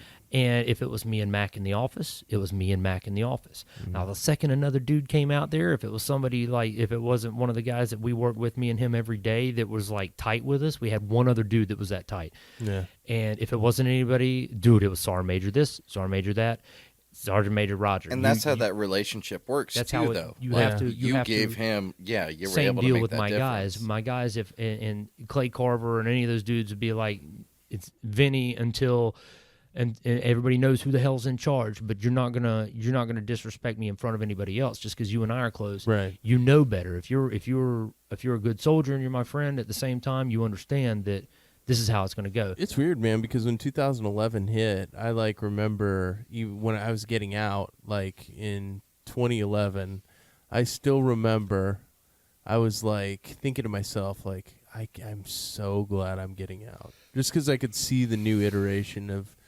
soldier that was coming in, and even 2011, I was Soft. just afraid, dude. Unreal. I had guys come into my team in the last couple, when we came into the unit and we had to do my packet to get out and all that. As I was coming in, I was just looking at these guys and I was like, man, they did not go to the same basic training. Something about shining your boots, and I did that back in 2005, but it's a discipline. It's a discipline. It's like the little detail things, but you kind of lose that. It becomes so dangerous, man. Not just the details, but even the emotional status. It was unreal to see. We were getting brand new guys that you could barely talk mean to without them literally crying. Yeah, in an infantry company. Yeah, that's Good a dude Lord. that you're expected to go to combat, to go crawl through bodies, and go take a hill while taking shit the entire time trying to get up it. Yeah, that's not going to happen. Hey guys, remember Point to Hawk? Now you got Benny over here. Right. Can't give an order to without going, crying his eyes out. Hamburger Hill without a dude. Yeah. Why do you hate me? Why are you making me carry the ammo? I want a gun too. I don't want to go. Shut up. Shut up. So how many more deployments did you guys, both of you, do? I did one more after that. I did one in, so I spent 3 years over in the queue trying to get through that. And then, a buddy of mine, she took over the S1 shot for brigade over at 4th Brigade, and she said, "Hey, Two Fury's going on a deployment. Do you want to go on a deployment?" I'm like, yeah. What a stupid question is that? Of course I want to go on deployment. So we went to Kabul. I went with Two Furies, 2nd Battalion, 508th Parachute Infantry Regiment, and I went with those guys. I picked up a platoon. Had a platoon until like a week before we SP'd for, we went wheels up to go over to Kabul, and they brought one of our esteemed colleagues, Kirch. Kirch was the guy that Mac had back in 1. In OIF1, and Kirch is just a savage. He's got big bear paw dick beaters, dude. They're huge hands, just humongous hands. And he's the man. I've never seen anybody pop smoke like that guy. But yeah, we did one more deployment together, and we did that in Kabul. We got there in November, and that was only 9 months. Yeah. But we did all the non-tactical vehicle movements throughout the city, through the Iron Ring or whatever they call it over there now these days in Kabul. Basically, my guys, we would take 2 vehicles, 2 SUVs, and sometimes we'd get a couple of the bigger vehicles if they had gates we could get through with the big Vics. We would basically just drift around Kabul at heightened speeds and haul ass and take people like dignitaries, contractors, high-ranking generals, one Canadian dumbass that tried to kill us. He had a weapon and finger in the trigger, weapon on full auto, getting in my vehicle. One of my Joes actually grabbed it and get the hell out of here. What are you doing, sir? It was a Canadian full bird, which is like, I don't know, one of the Mounties. I don't know what he was. He was some Canadian Army guy, but one of my Joes was like, "What in the hell are you doing, sir?" Shoot him. I mean, up one side and down the other. Hey, man, wrong is wrong. Right is right. Yeah. You don't care. Right. Rank don't know right. As long as you know what drill you're doing, and somebody's doing wrong, you correct them. But it was that was a fun deployment. I mean, it was so chillax. I don't want to say it was a different type of danger. Yeah. And we almost got hit by a bunch of V-bids, and they were always trying to find a way to hit us. But we were very sharp. I had great guys. I had some really awesome on-point soldiers, guys that had been in Afghanistan down south with Mac and them before.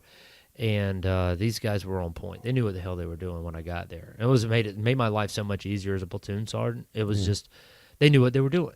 You're not having to give too much instruction. No, if you're a platoon sergeant, you're having to give instruction, then you're wrong because your squad leaders are wrong because they haven't been trained up. You know?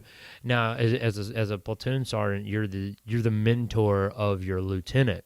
That's your job, is to teach him to lead guys. You know, your job is basically low-key casualty assessment or casualty collection and getting the guys supplies and stuff like that. You're basically beans and bullets at that point. You're taking care of the platoon. You're platoon daddy. That's what I call you, platoon daddy, because you're taking care of the platoon and you're taking care of the young PL and teaching them how to be a platoon leader. That's if you're wanting to be a leader, you have to care about your guys. Right. Yeah. William, what happened with the rest of your career? Oh, Lord. So my second deployment was absolutely pointless for the majority of it. We went and trained. You had way too much fun on that first deployment. Oh, my God. No, you I was, sucked all the I Army was fun spoiled. out. The Army was like, wait, you had fun? Yeah. No, we're going to ruin right. this. I talked to other people, and I was like, I'm spoiled rotten. Here comes the big green weenie. My first platoon sergeant was a dude that barely escaped Nam, has killed somebody on almost every continent, except for Antarctica, and was just the freaking man. And so as far as our training and the operations that we got, as far as like third ID, we were on top of it. So we got the best missions, the best training, the best operations, so forth and so forth. So then after he left, on our second rotation, we got caught training a Kurdish battalion that they were standing up in the Iraqi army. Okay. So these guys don't speak a lick of English, and it was pretty much trying to, how to put it? It would be like trying to teach somebody who does... You're trying to teach Helen Keller what orange is. Yeah, that's a good way to do it. That's a good way to put it. Yeah. Absolutely pointless and utterly useless. She couldn't see. Yeah. Well, we're teaching them like M4, M16 carbines, and they just use AK-47s and stuff, and then trying to teach PT and then like training iterations and stuff like that. it was more scary to be on the range with them than anything else. That was the hottest. In fact, the scariest of that deployment was when I was setting up some sandbags in the middle of a range, in the middle of a desert in Iraq. A viper tried to bite me, and that was about as That's dangerous. pretty frightening. I hate snakes. So Oh, I get you on no. He can't. I got him back. Oh, okay. I got him back. Yeah. Solid. Good. Oh, yeah. Yeah. No, I went at him like a gorilla going at a pocket for some blueberries. Beat him with a sandbag. Not having any of that. This is not how I go. No, sir. Not today. Yeah, that's awesome. So I started coming back with some lung issues and stuff like that. Turns out that sand over there, all the smoke and fires and stuff like that, not so good for you. Yeah. I got medically discharged out of the military, and I went to school for forensics after that in college. I decided college was absolutely not the route for me whatsoever. Hated every bit of it. I hated everybody in my classes.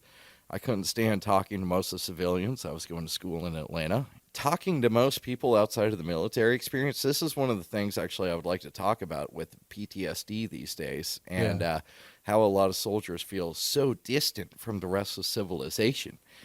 Is that while you're training and teaching how to be violent and anything like that, the rest of civilization has just gotten so much softer and so much kinder and gentler. And so you're going a completely opposite direction than the rest of society and civilization is considered. So when you try and get back to it, you're almost disgusted by it. You don't even know how to have a conversation with these people. It's so phony, fake, and gross how they pretend to be so kind and nice, because it's not legitimate kindness or niceness. It's really funny as far as like the infantry goes. We can be mean as shit to each other, but as far as like caring about each other and loving each other, You'll find no deeper love. fact. Stay away from my deep love. Yeah. You touch my tra-la-la. Sorry. But yeah, so the rest of my military career was pretty boring, except for the shenanigans that I got into as I was getting out. But I think that might be for another story. Okay. Yeah, when so you had that difficulty. Huge. Yeah, Absolutely. it's tough. You bet. Yeah, it's interesting to me because nowadays it's not fitted for a time. It's not fitted for a man of violence. It really isn't. I mean, you used to be able to get. I talk about this with my guys all the time, and I think for the most part we've tried to advance in a lot of areas. Technology, interpersonal communication, but when that's all fine at the end of the day, but your self-sufficiency is still above all so important. Right. Like when we were talking about this originally and some of the things that I was raised on, hunting, fishing, self-reliance were some of the biggest things.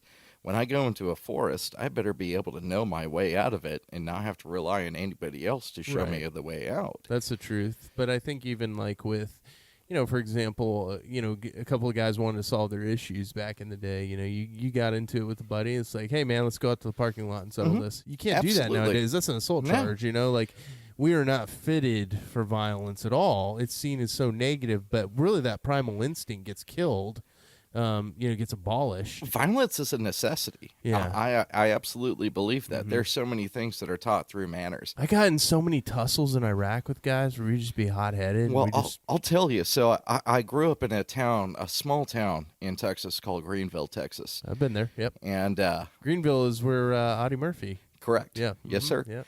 And so as far as when I was there, like if you ran your mouth or if you were being rude, somebody was likely to teach you a lesson for that. Yeah. Wait, let me backtrack 1 second. So he was raised in Katy, Texas. Oh, dude, I've been Houston, everywhere. Greenville, Spokane, and in Spokane. Moses so there's Lake. like you'll look when you're listening Yeah, I've later. been 'cause everywhere. He's basically moved around his entire youth Yeah. from Spokane, but he's lived in Texas a lot. So just so if you're backtracking, you're looking through anybody that's listening. Yeah. Because his side is from Spokane. Well, he's lived every damn where too. Yeah, so yeah. I was born in Spokane. Majority of my time, I was raised throughout Texas. Okay, yeah. But, Yeah, I mean, it's a different mentality and one that, we don't carry anymore. and it's so. something that I interesting. It's not necessarily like super violent, nothing extra rude, nothing extra, nothing overly grotesque or anything like that. But it's amazing how polite a society is if there's a little bit of violence in it. Yeah, there's nobody. If You're there's a not back repercussion. talking anybody because No. there's a real question about that. Absolutely, there's repercussion to it. Yeah, I remember I got into tussle in high school, I think it was, and I punched a guy. We were out on the street, and I punched a guy, and this woman literally screamed and like called the cops, dude. Like, it turned into like a big situation. Like, yeah. It was like this dude, this dude just got punched. Yeah, Punched. You didn't decapitate him, No, right? like he got Yeah, back he's not up. He was bleeding out fine. He on was the- good. Yeah, he died 5 minutes later. That's why she screamed. Did you kill a house cat and cook it in his rib cage? Yeah. And tell her to shut up. It was Jesus. it was such a weird, but that's the majority of like goings on nowadays. Like, I think about like hitting somebody over. You're in an argument and it gets heated. Whatever. Me and the guy were cool friends. Like Dude, after that. you have no many time. How many times, Vince? How many times do you think you and I have gotten into? Oh my it? God, dude! No, man, it's We are best freaking They were friends. fist fighting during the And show. I'll We tell had a you- this is my brother, literally my Right. brother, and Yeah. I have. Jesus Christ, we have gone at it multiple times.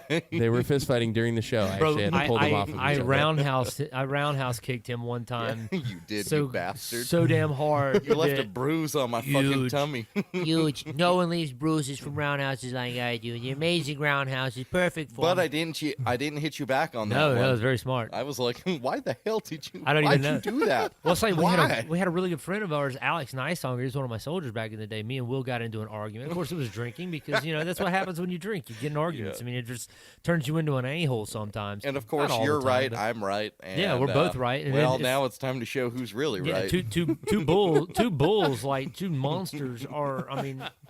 Dude, I don't want to brag. I am a freaking force. He's good. He's squirrely. It's he is scary. squirrely. He's fast. I believe it. Hey, it's a Mickey. You wanna? Hey, describe here. You're Periwinkle Blue. All right. Yeah. Hey, Periwinkle Blue. You wanna do a caravan? All right. I see the red So, hair, dude. exactly. Yeah, I know So- what's up. And poor Alex tried to get in between us one time, and I felt so terrible. Like the next day, He's I just didn't being make it- like peaceful, like, no, guys, you guys stop need it. to Hey. stop. Oh, let's be cool. And I just flung him, just hip through Judo him. flipped that Just motherfucker perfect, into next just week. yanking, and I went after Will, and I'm like crying because I'm angry. I don't even know what the hell I was angry about. It's probably something stupid, probably. This is something dumb, but drunk people, we all get dumb and drunk. But I think the problem, and I'll tell you, man, and I love this reference, and I love thinking about this only in the fact that I understand why it is. The internet. I blame the internet. Facebook and Twitter. You're an old and, man.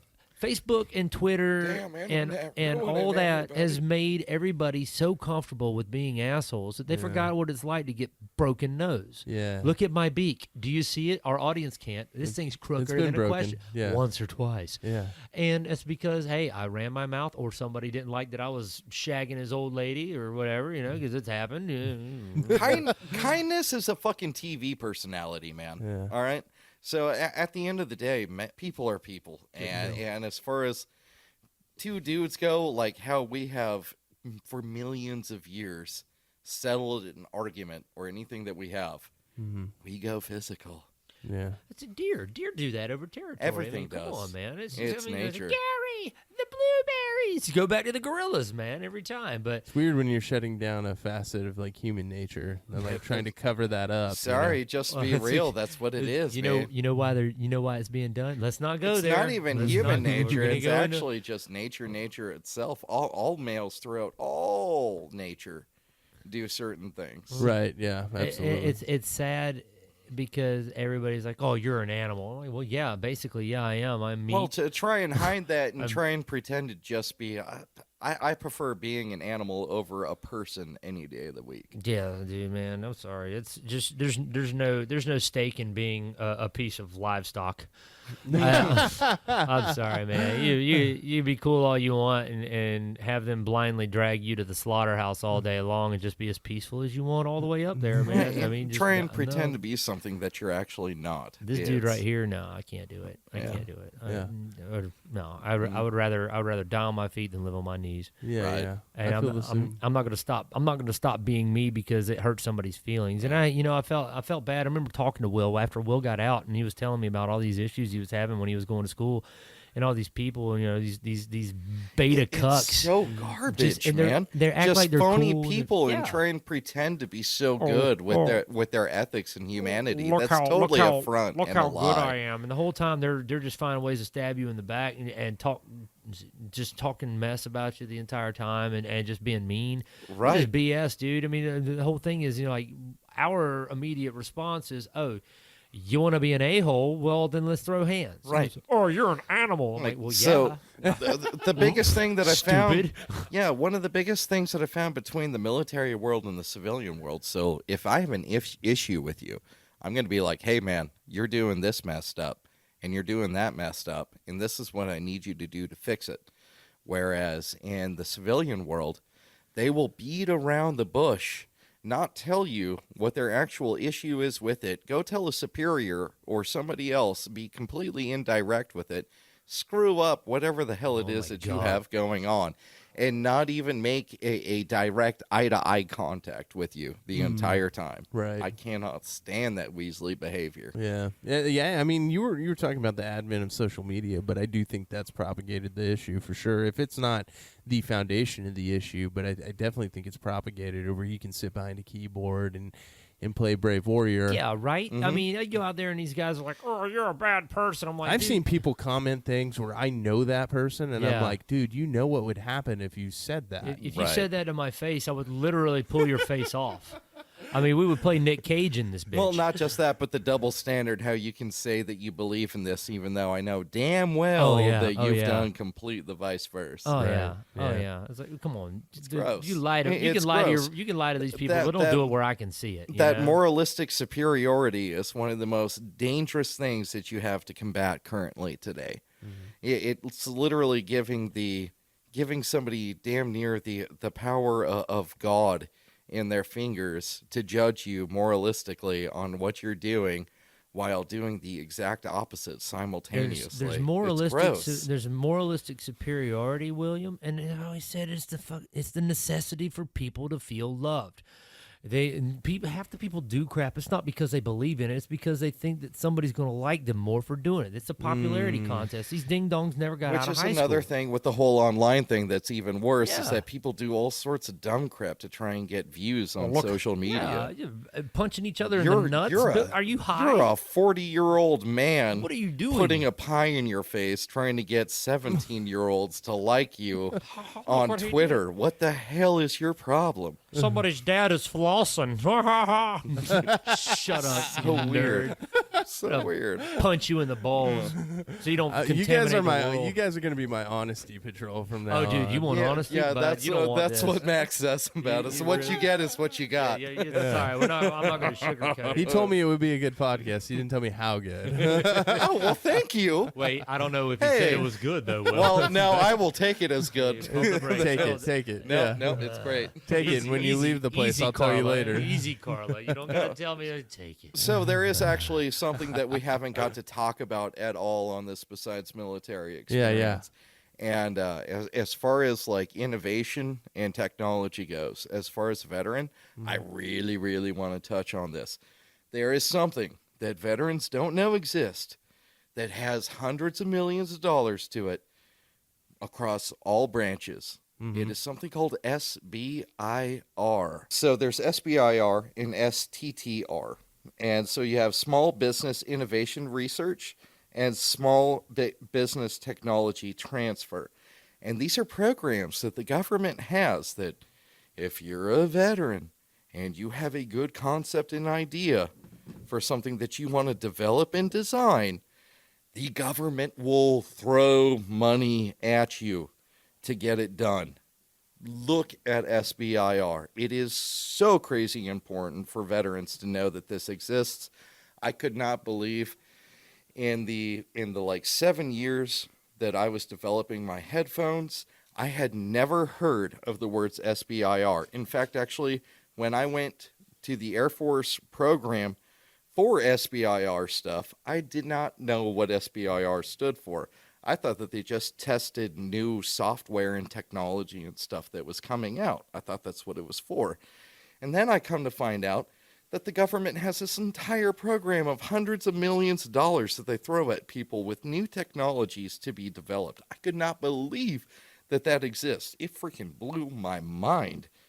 And no veterans know about this. Hardly anybody knows about this that I know of. It's unbelievable to me that it exists. It is such a huge program. Mm-hmm. And even as far as like the STTR goes, if you don't have the capabilities to actually be able to make the technology on your own, you can actually get the government in one of their labs to work with you to make your project become a real thing.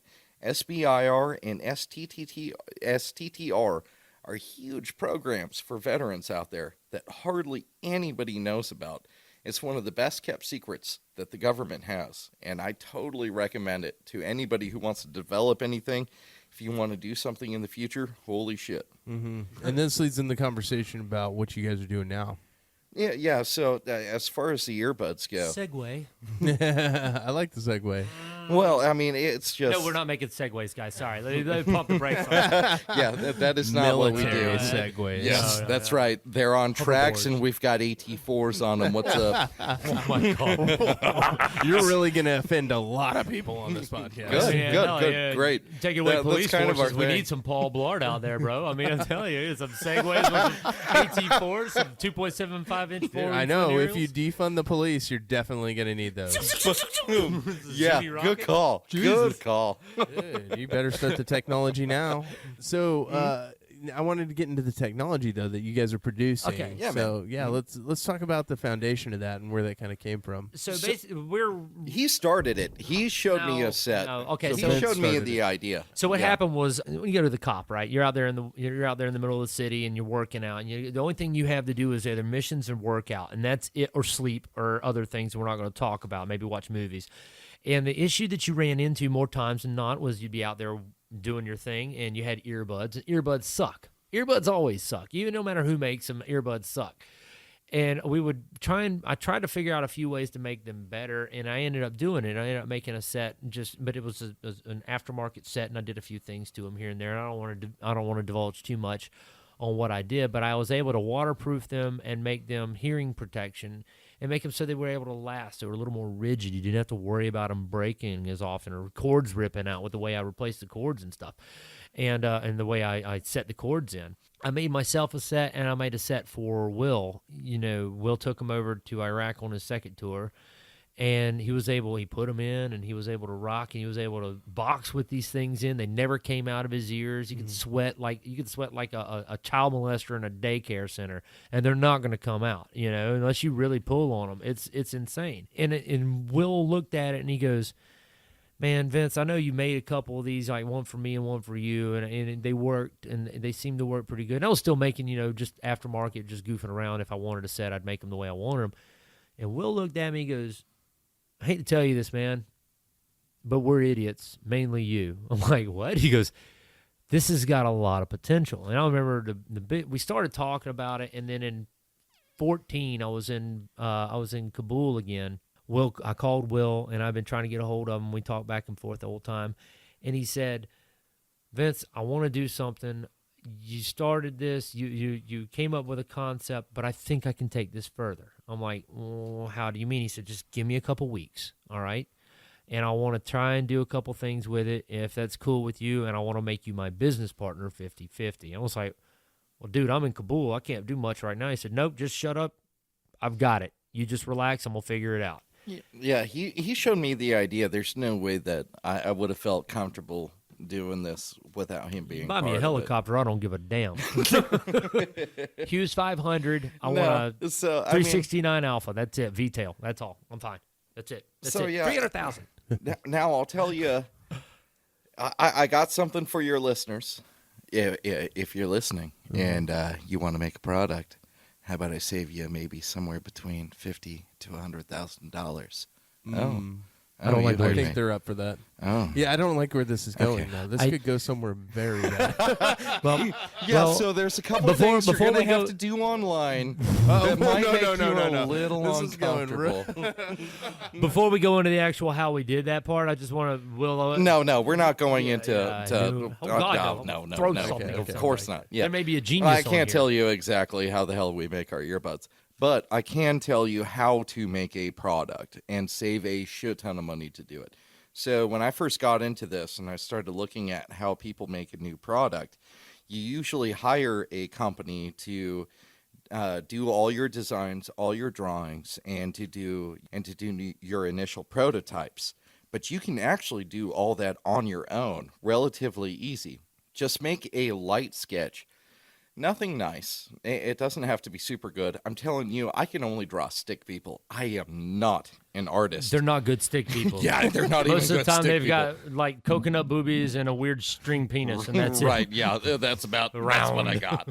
Circular. So as far as like designing stuff, I am not super accurate. But if I could design it from paper, then I could take a piece of clay and put it on top of that piece of paper and cut out my design to be what I want it to kind of look like, right? Right.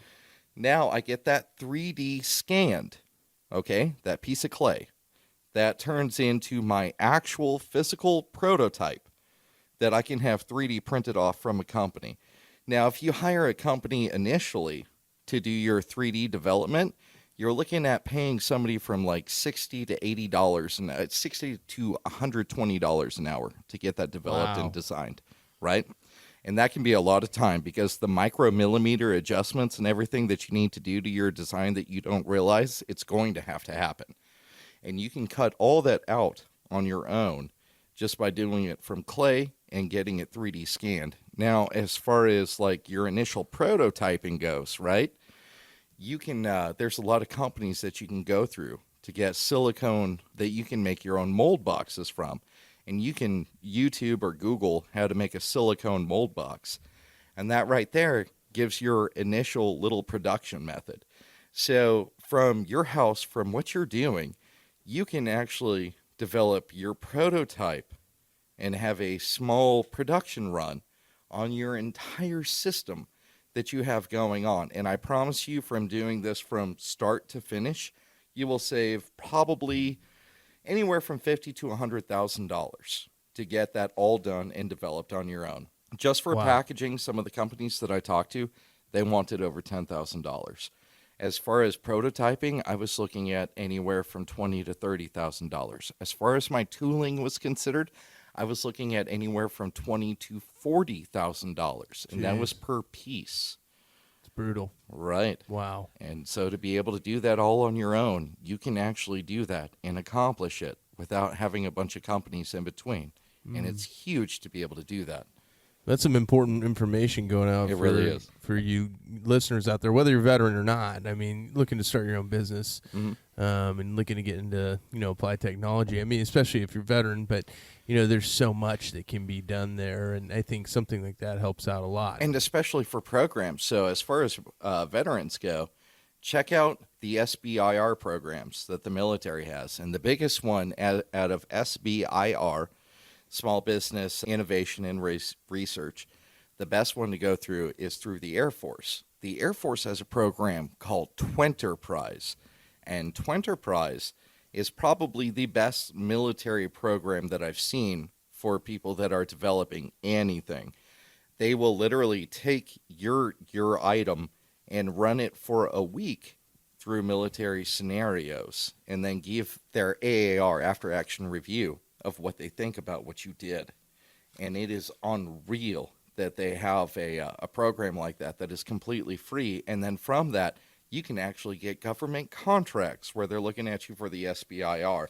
And as far as SBIR is considered, for our first rotation, we're looking at $2 to $4 million for our first rotation for the SBIR. Wow. It is something that a lot of veterans don't know exists, and it's super good.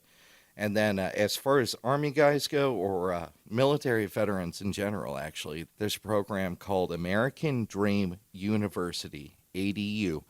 And these guys will actually give you one-on-one classes with some of the world's best entrepreneurs, people that you couldn't even pay tens of thousands of dollars to get a day with them. You will get it for free, and they will teach you all sorts of stuff on how to be a better business or how to even develop your business and give you contacts throughout all the industries. Wow. Freaking huge. That's awesome. That's awesome. So what are the next stages for product development and what you're doing right now? All right, so what we've done right now is we took it from basic prototyping and beating the crap out of it and trying to figure it out. We made a lot of mistakes in the beginning. A lot of it was, trying to send products off and find cheaper ways to do it instead of just, pumping the brakes and taking a minute to figure out how to do it. And it's all been a trial by error, to be honest with you. We had one model that we had sent, and we were like, hey, China, you guys want to help us out with this? And we're like, we need you to 3D map this or 3D print this for us, and then we're going to go from there and see what we can do. And they're like, oh, yeah, okay, we'll do it. And then they did it, and then you find that product that we had initially developed in stores now. I mean, because they're China, they're communists, whatever. They do what they do. They stole my Dang, original that's design. wild. So not to divulge however much information we can about our product. So just so everybody's saying, we haven't even said what it is. These are the Capella Audio Type Zeros. They're developed from Lateral Concept Development, which is with our umbrella corporation or LLC that William and I started. The Type Zeros are a 24 decibel rated crush-proof, wind-proof, waterproof ear-near earbud that can do basically whatever you want to do, from the shooting range to skydiving. I fly helicopters now. Scuba diving. Scuba. So you swim up to 50 feet underwater is what we've tested so far. I don't recommend it, but I'm just going to say, because I don't like going underwater with things in my ears. But you can swim comfortably on the surface without absolutely zero problem all day long. The cables are rugged and rigid, and not too rigid that they're uncomfortable, but they're ruggedized so that you don't have to worry about tearing them. The product is basically crush-proof. We actually ran over it at the testing ground in Dayton, Ohio, where William went for the Twinner Prize for the SBIR, and it's Air Force One testing ground. As he said previously, they had run the product through its courses for a week, and they ended up running over it with 30,000 pounds worth of forklifts. Just because Will said, yeah, you could run over it with a Humvee and it'll work. And they're like, okay, yeah, whatever. It's a Humvee. It's amazing. So they ran over a Humvee, and William was like, you guys are dummies. He didn't really say that, but I said that because you guys are dummies. And then he said, what else you got? And they're like, we can run over it with a forklift. Like, Will's like, okay, go get 2 of them. And they're like, what? He said, dude, I've already blown your mind. Just grab another Let's forklift. see if we can break Let's them. see if we could break them. And he couldn't break them. So, it took literally... Man, we've been in development of this product. About 7 years. 7 years. 7 years straight up. Wow. We had to experiment with different ways we could make it. Because in order for us to make it a cost-effective product that would withstand what we wanted it to do, it took a lot of research. And it needed to be cost-effective. Cost-effective. It's cost-effective is the hardest part. The tooling it was going to cost us like $50,000, so we had Exactly. to figure out another way to do it. So the biggest thing is like he said with the Type Zeros, and we're in development. We have a long cable set with a mic, so you can use them. The beauty of these things is, of course, you can listen to music, and everybody wants to listen to music. That's what what an earbud is for. They're also hearing protection, as we talked about earlier. You can go to the gun range and shoot, and let me tell you right now, there is an exponential increase in your ability to shoot when you're listening to rockin' ass music. Because if you're just sitting there and you're like, oh man, it's boring, dude, you put in some tunes that you really like. I do Sporting Clays, brother. Yeah. I will smoke that ass if I'm shooting with my earphones in. I will crush it. I love it. Anything you do makes everything better, man. It's like you can go mow the lawn with them, and you don't have to worry about your ears getting blown up. I run tractors too. I pretty much do everything. I'm kind of like in a professional adventurer role right now. Yeah. I fly helicopters with them, put them in under my headset while I'm flying, and I'll listen to tunes while I'm going. And just volume low. We also have the long cable edition. We have a short cable edition. We offer a Bluetooth device, but we can't guarantee the Bluetooth device because these things, our earbuds that we make, are going to last you a year at least. You're not going to break them unless you are just going absolutely harder than anything I've ever seen in my life. You got to be going pretty hard. You got to be going hard. I almost ripped my ear off one time pulling. Not literally, but we've had people get through gigantic car wrecks while racing. Yeah, racing. We run them in race cars. The earbuds were the only thing fine. Yeah, it's Kyle Jenks did that. He's running a car here in Fayetteville and got in a wreck, and he's like, "Well, Earbuds lasted. Car got destroyed, but earbuds lasted. Wow. But so, and like I said, is we offer a Bluetooth, but we can't guarantee the Bluetooth because it's Bluetooth, man. Everybody's like, oh, it's Bluetooth. Yeah, it's Bluetooth. And I understand. Phones are going away from having a 3.5 millimeter Which is audio jack, stupid. which is dumb. Bluetooth, now getting into the security side of it, everybody knows what a Raspberry Pi is, and if it isn't, I would They suggest don't. anybody who's Most listening, people actually don't know. anybody who's listening and hears the word Raspberry Pi and has a confused look of puzzlement on their face when they say Bluetooth and Raspberry Pi needs to look it up. I don't know what a Raspberry Pi is. Raspberry Pi is a mini computer, a tiny CPU that you can put like inside an Altoids can that I can program to pretty much do anything and everything underneath the sun. So the So- biggest threat that you have with it is the fact that when you're running your Bluetooth, it has an open-end transmitter that this thing can draw. You can put it under a trash can at a gym. Well, it'll pick up any open Bluetooth ports that you have. So as soon as you have an open Bluetooth and it's not encrypted, which majority of Bluetooth is not encrypted. In fact, the only Bluetooth that is encrypted will let you very well know that it's encrypted before you turn it on. Right. And it can only talk to certain things. Now, that being said, when you turn on your cell phone's Bluetooth, I can collect all your data in about 15 seconds.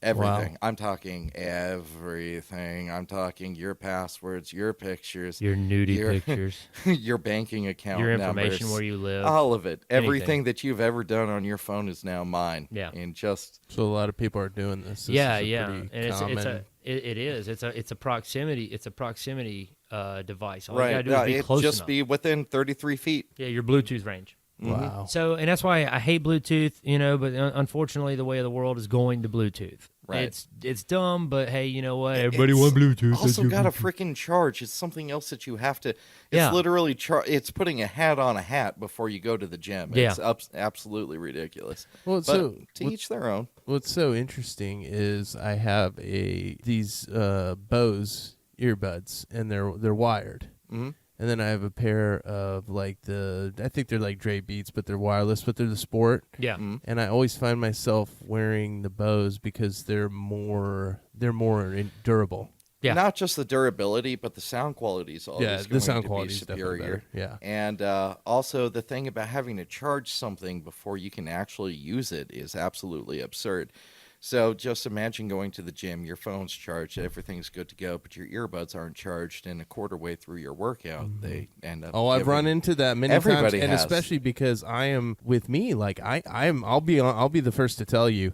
Outside of my military career, I hate being organized. Like I don't know why. I'm just not. I'm an artist. I see things very differently, and so I'm very scattered. So like the chance of me having my Bluetooth like fully charged is almost like next to nil. So I'm also a total conspiracy nerd, and as far as like Bluetooth stuff is considered, it's all made in China. The only Bluetooth things that are made here in the United States, you're going to pay several $100s for. We're getting into the Huawei territory. Yes. Yeah. Absolutely. But the reason I'm telling you about the Bluetooth and the fact is we offer a Bluetooth Yeah. so that people can have a Bluetooth because everybody goes, I want Bluetooth, regardless of how dumb it is. But we can't guarantee the Bluetooth. So I was going into the fact that our earphones are going to last for a year, but I can't guarantee you that the Bluetooth is going to last for a year because I don't make it. It's Right. made in China, Yeah. And so that's just We how totally it goes. expect it to fail. Any Bluetooth that I've ever had only lasts like 2, 3, 4 months. Like 4 months literally tops. And I'm talking charges already going down off the battery. So, and I'll tell you that if we do get you the Bluetooth, we're going to get you the best one we've got. With the one we're running right now is an Apex model. It's a small disc model. The charge lasts for probably about 3 to 4 hours, constantly playing in real life. It's supposed to last Right, longer. it says 6 to 8 hours, but so it doesn't include the talking time, which is a fine print thing that you have to read about all your Bluetooth stuff. I'll tell you, so far what we found is that and the Eurobird, but I can't find any Eurobirds anymore. But that one I've been able to find. The one I'm talking about is pretty easy to find. We decided that we wanted to make something that you could get ultra focused and it not break is the biggest thing. Well, one of the hugest things that I saw too was as far as like the military is considered for hearing protection communication. So the only thing that they have is for the big radios, for the big encrypted radios. Yeah. They don't have anything for the day-to-day basis. Yeah. So like if you're in the motor pool or if you're an engineer using tools or anything like that, there's no hearing protection communication system that they have for any of that, for flight deck personnel, for anybody that's in a loud circumstance other than actual operations. And even then, for operations, you're talking team leader and above. So as far as a platoon of infantry goes, you've got, what, 2, 4, 6, 8, maybe tops 10 people with radio comms. Yeah. At the very, very tops. And as far as the rest of us go, it's screaming or smoke signals. Right. Which doesn't really work. So as far as like going to ranges or being in the motor pool or anything like that, they don't have a hearing protection. You know how many people I've seen chopped in half by freaking Bradleys? It's like just moving a Bradley. That is super dangerous, just moving that gigantic 33-ton metal vehicle. Well, so as far as like the driver's considered, there is super visual impairity as far as moving that vehicle. And so if you're in between two Bradleys moving them, you're never supposed to stand in between them, but people accidentally do it all the time. And if you're pinched in between those, even as far as the Bradley driver, you barely feel just a little bit on that gas pedal, and you can chop somebody in half without blinking an eye. I mean, you can run over a house on accident in a Bradley and not even realize it. Not saying anybody's done that. No, William never did that. So just so you're tracking, and like I said, it was a very difficult, it was very arduous, it was very time consuming trying to figure it out. So we had the initial stage, the concept, the idea. Then we went into development. William went through about 14 different avenues and got straight up George Foreman took his money. You know, he was we gonna find a way to make it so you can be an inventor. Call inventor. Yeah, I took the original route. Like when you think you have an invention, what do you think you're supposed to do? You take the concept to somebody that does it. Yeah. Yeah. See, yeah, you're fucked. Wrong. You're wrong. Yeah, Wrong. you're Fake screwed. news. You Fake just news. spent a whole lot of money. So how those invention companies work is that they don't give a crap about your invention. What they care about is you spending a lot of money trying to get your invention up. And so they will take your dollar, every penny that you've got, every loan or investment that you can get to try and make your product. But they don't give a shit if it's actually, or they don't give a heck if it's actually anything value or anything of that nature. Stop trying to change it. They don't give a darn toot. Shut up, you potty mouth. That's the truth, man. So what happened is I spent about $8,000 in invention companies and got taught a valuable lesson that I didn't get anything that I poured into this invention company. I didn't read the fine. I was like, hey, at least I'm going to get my prototype drawings and everything else in between. No, I didn't read the fine print. If you didn't finish the whole program, you get none of it. Wow. Yeah. A valuable lesson to learn. Oh, my God. Yeah, an $8,000 lesson right there. And that's what I realized about this whole invention process is that just by being able to teach people the lessons that I've learned, I can literally save them tens of thousands of dollars in a 10-minute conversation. Very easily. Very true. Trying to figure out how to get your idea to concept into a prototype of actual 3D model, physical prototype. So then we went into prototyping. We did, I don't know, about, I think we went through probably 200 to 300 different types of earphone speakers from samples and wire combinations with earphone speakers to figure out what was the best way. And it wasn't all at one time. It was just developmental testing to figure out what would work with what conversation. Time. Exactly. We saved a lot of money. We didn't take any major loans or anything like that. Loans, no investors. We did it through time. Yep. And so we could have saved a lot of time and spent a lot of money. Exactly. But instead, we did it instead of spending a lot of money, we spent a lot of time. So the way we make it is we have time on our side because no one else is making them the way we do. And we can't tell you how we make them because it's trade secret, you know. But at the same time, we could tell you that unless you take a vice to them, you're not going to crush them. You're going to have to really work. You're going to have to be able to beat the ever-living God Almighty out of it to get it to break because no normal operation is going to break it. Unless you run over it with a Bradley and pivot steer, you're not going to break them. Right. And I kind of want to do that. Yeah, they offered me a tank to run them over with at the Air Force place, but I was like, those break up like pavement, so I'm pretty sure those will break up those. But so now we're at the point where we're gonna shoot a production video, like a commercial, like a couple different spots, and then I want to do a light launch. Will and I have discussed doing a light launch of a certain amount of product. We haven't decided exactly how many we're going to do because we still have people that need to have out for not so much testing to see if it works, but testing to see if it fits their niche, Their unit.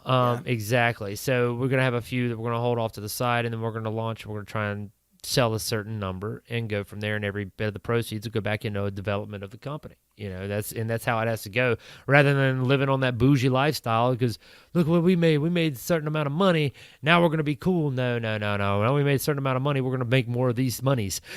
Now, that makes sense. Now, as far as if you're one of those guys out there looking at selling to the government or anything like that, again, you need to look at the SBIR before anything else, because the SBIR could very well fund your entire project. Start to finish. Yes, SBIR, STTR.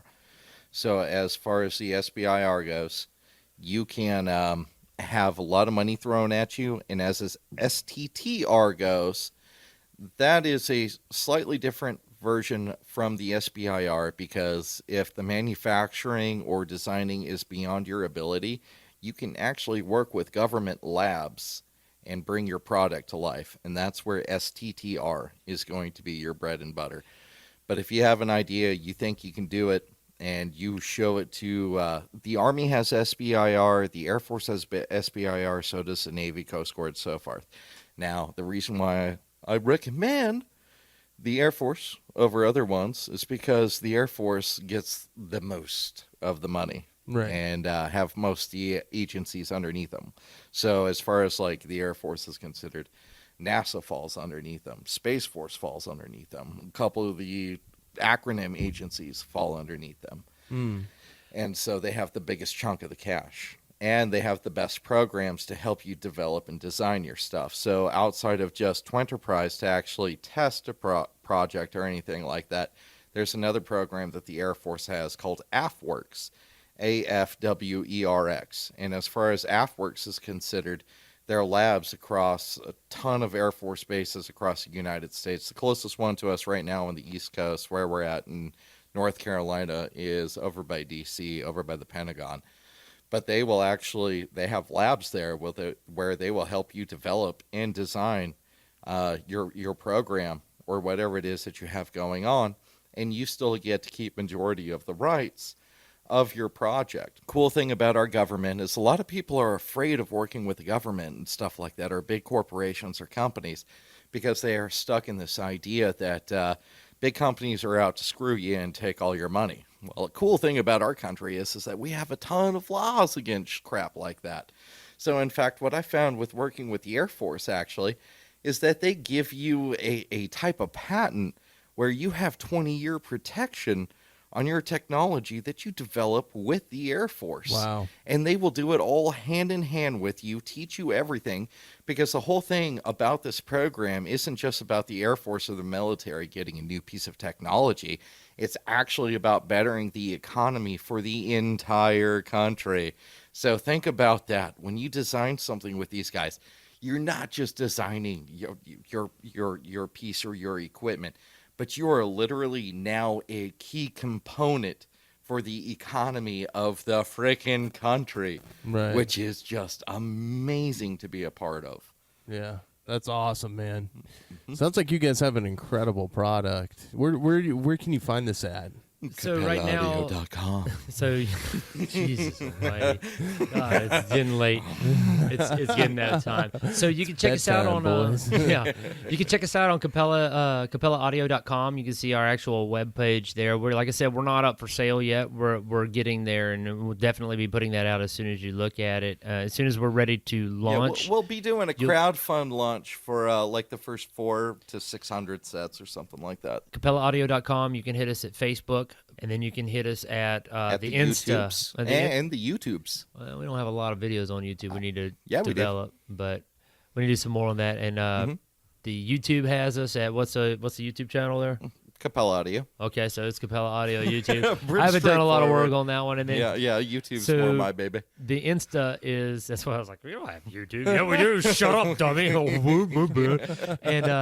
we're We have also a full on- series of instructional videos. Right, yeah, on I there. literally have Exactly. like 10 videos. Exactly. And then, so if you go to the Instagram, it's capella.audio on Instagram. Cool. And yeah, I mean, just go on there, take a look. And here's another thing: if you guys have any questions, okay, you literally have the subject matter expert on these SBIRs and all these fundings Oh, and dude, programs. I want to teach people. I want to learn. So you. that's what I'm trying to tell Yeah, them is just hit us up, shoot us a message on the Insta or on the Facebook. It's probably your easiest way to do it. Or go to capellaaudio.com and take a look and you throw us a like on those different sites. Help us get our word out, and we'll do what we can. If you're interested in developing your own personal devices or whatever you're trying to do as far as getting this out there, your product out there, hit us up, man. We're all about helping you guys out. That's what Lateral Concept Development, our LLC, is literally about, trying to help people gain ground and get out of where they are at and make their product a better thing. Lateral Concept Development. Yeah, that's one thing that I found about Twinterprise is that being able to add a bunch of different programs that they didn't even know existed to each other. And I want to bring more soldiers and people that don't know that and combine it together, because it's amazing how many good things that are out there that a lot of you guys have no idea exist. So if you need any help, we're here. Awesome. Well, guys, really appreciate you coming on the show. It was a pleasure to have you. No, thanks for having us. Yeah, man. we really appreciate being able to come out here, hang out with you guys for this evening, have a beer or two, and talk with y'all. And Yeah, remember, it's most important that we remember these times, not only in combat, but our life before, life after. You guys are doing some tremendous things and some things that we'll be looking forward to in the future. exactly, man. Like I said, it's not about what's going on in the past. It's about what's next. Right. What's I know. next? It's all we need. You always need to be looking toward the future. Yep. Heck yes, sir. yeah. I That's hope you right. have us on here again, man. Yeah, anytime, man. Just hit us up. You bet. Appreciate you coming on. We got plenty more stories. No doubt. I don't doubt that. Stay away from those. We'll get that on a different time. All right. For all you listeners out there, thanks for tuning in. Don't forget to rate, review, subscribe to the podcast. All platforms available. And most importantly, don't forget, our legacies are the mission. This has been the Veterans Project Podcast with our founder, Tim Kay. Check us out at www.thevetsproject.com, on Instagram at The Veterans Project, Facebook, The Veterans Project, and Twitter at Project_Veteran. Thanks for listening, and don't forget, our legacies are the mission.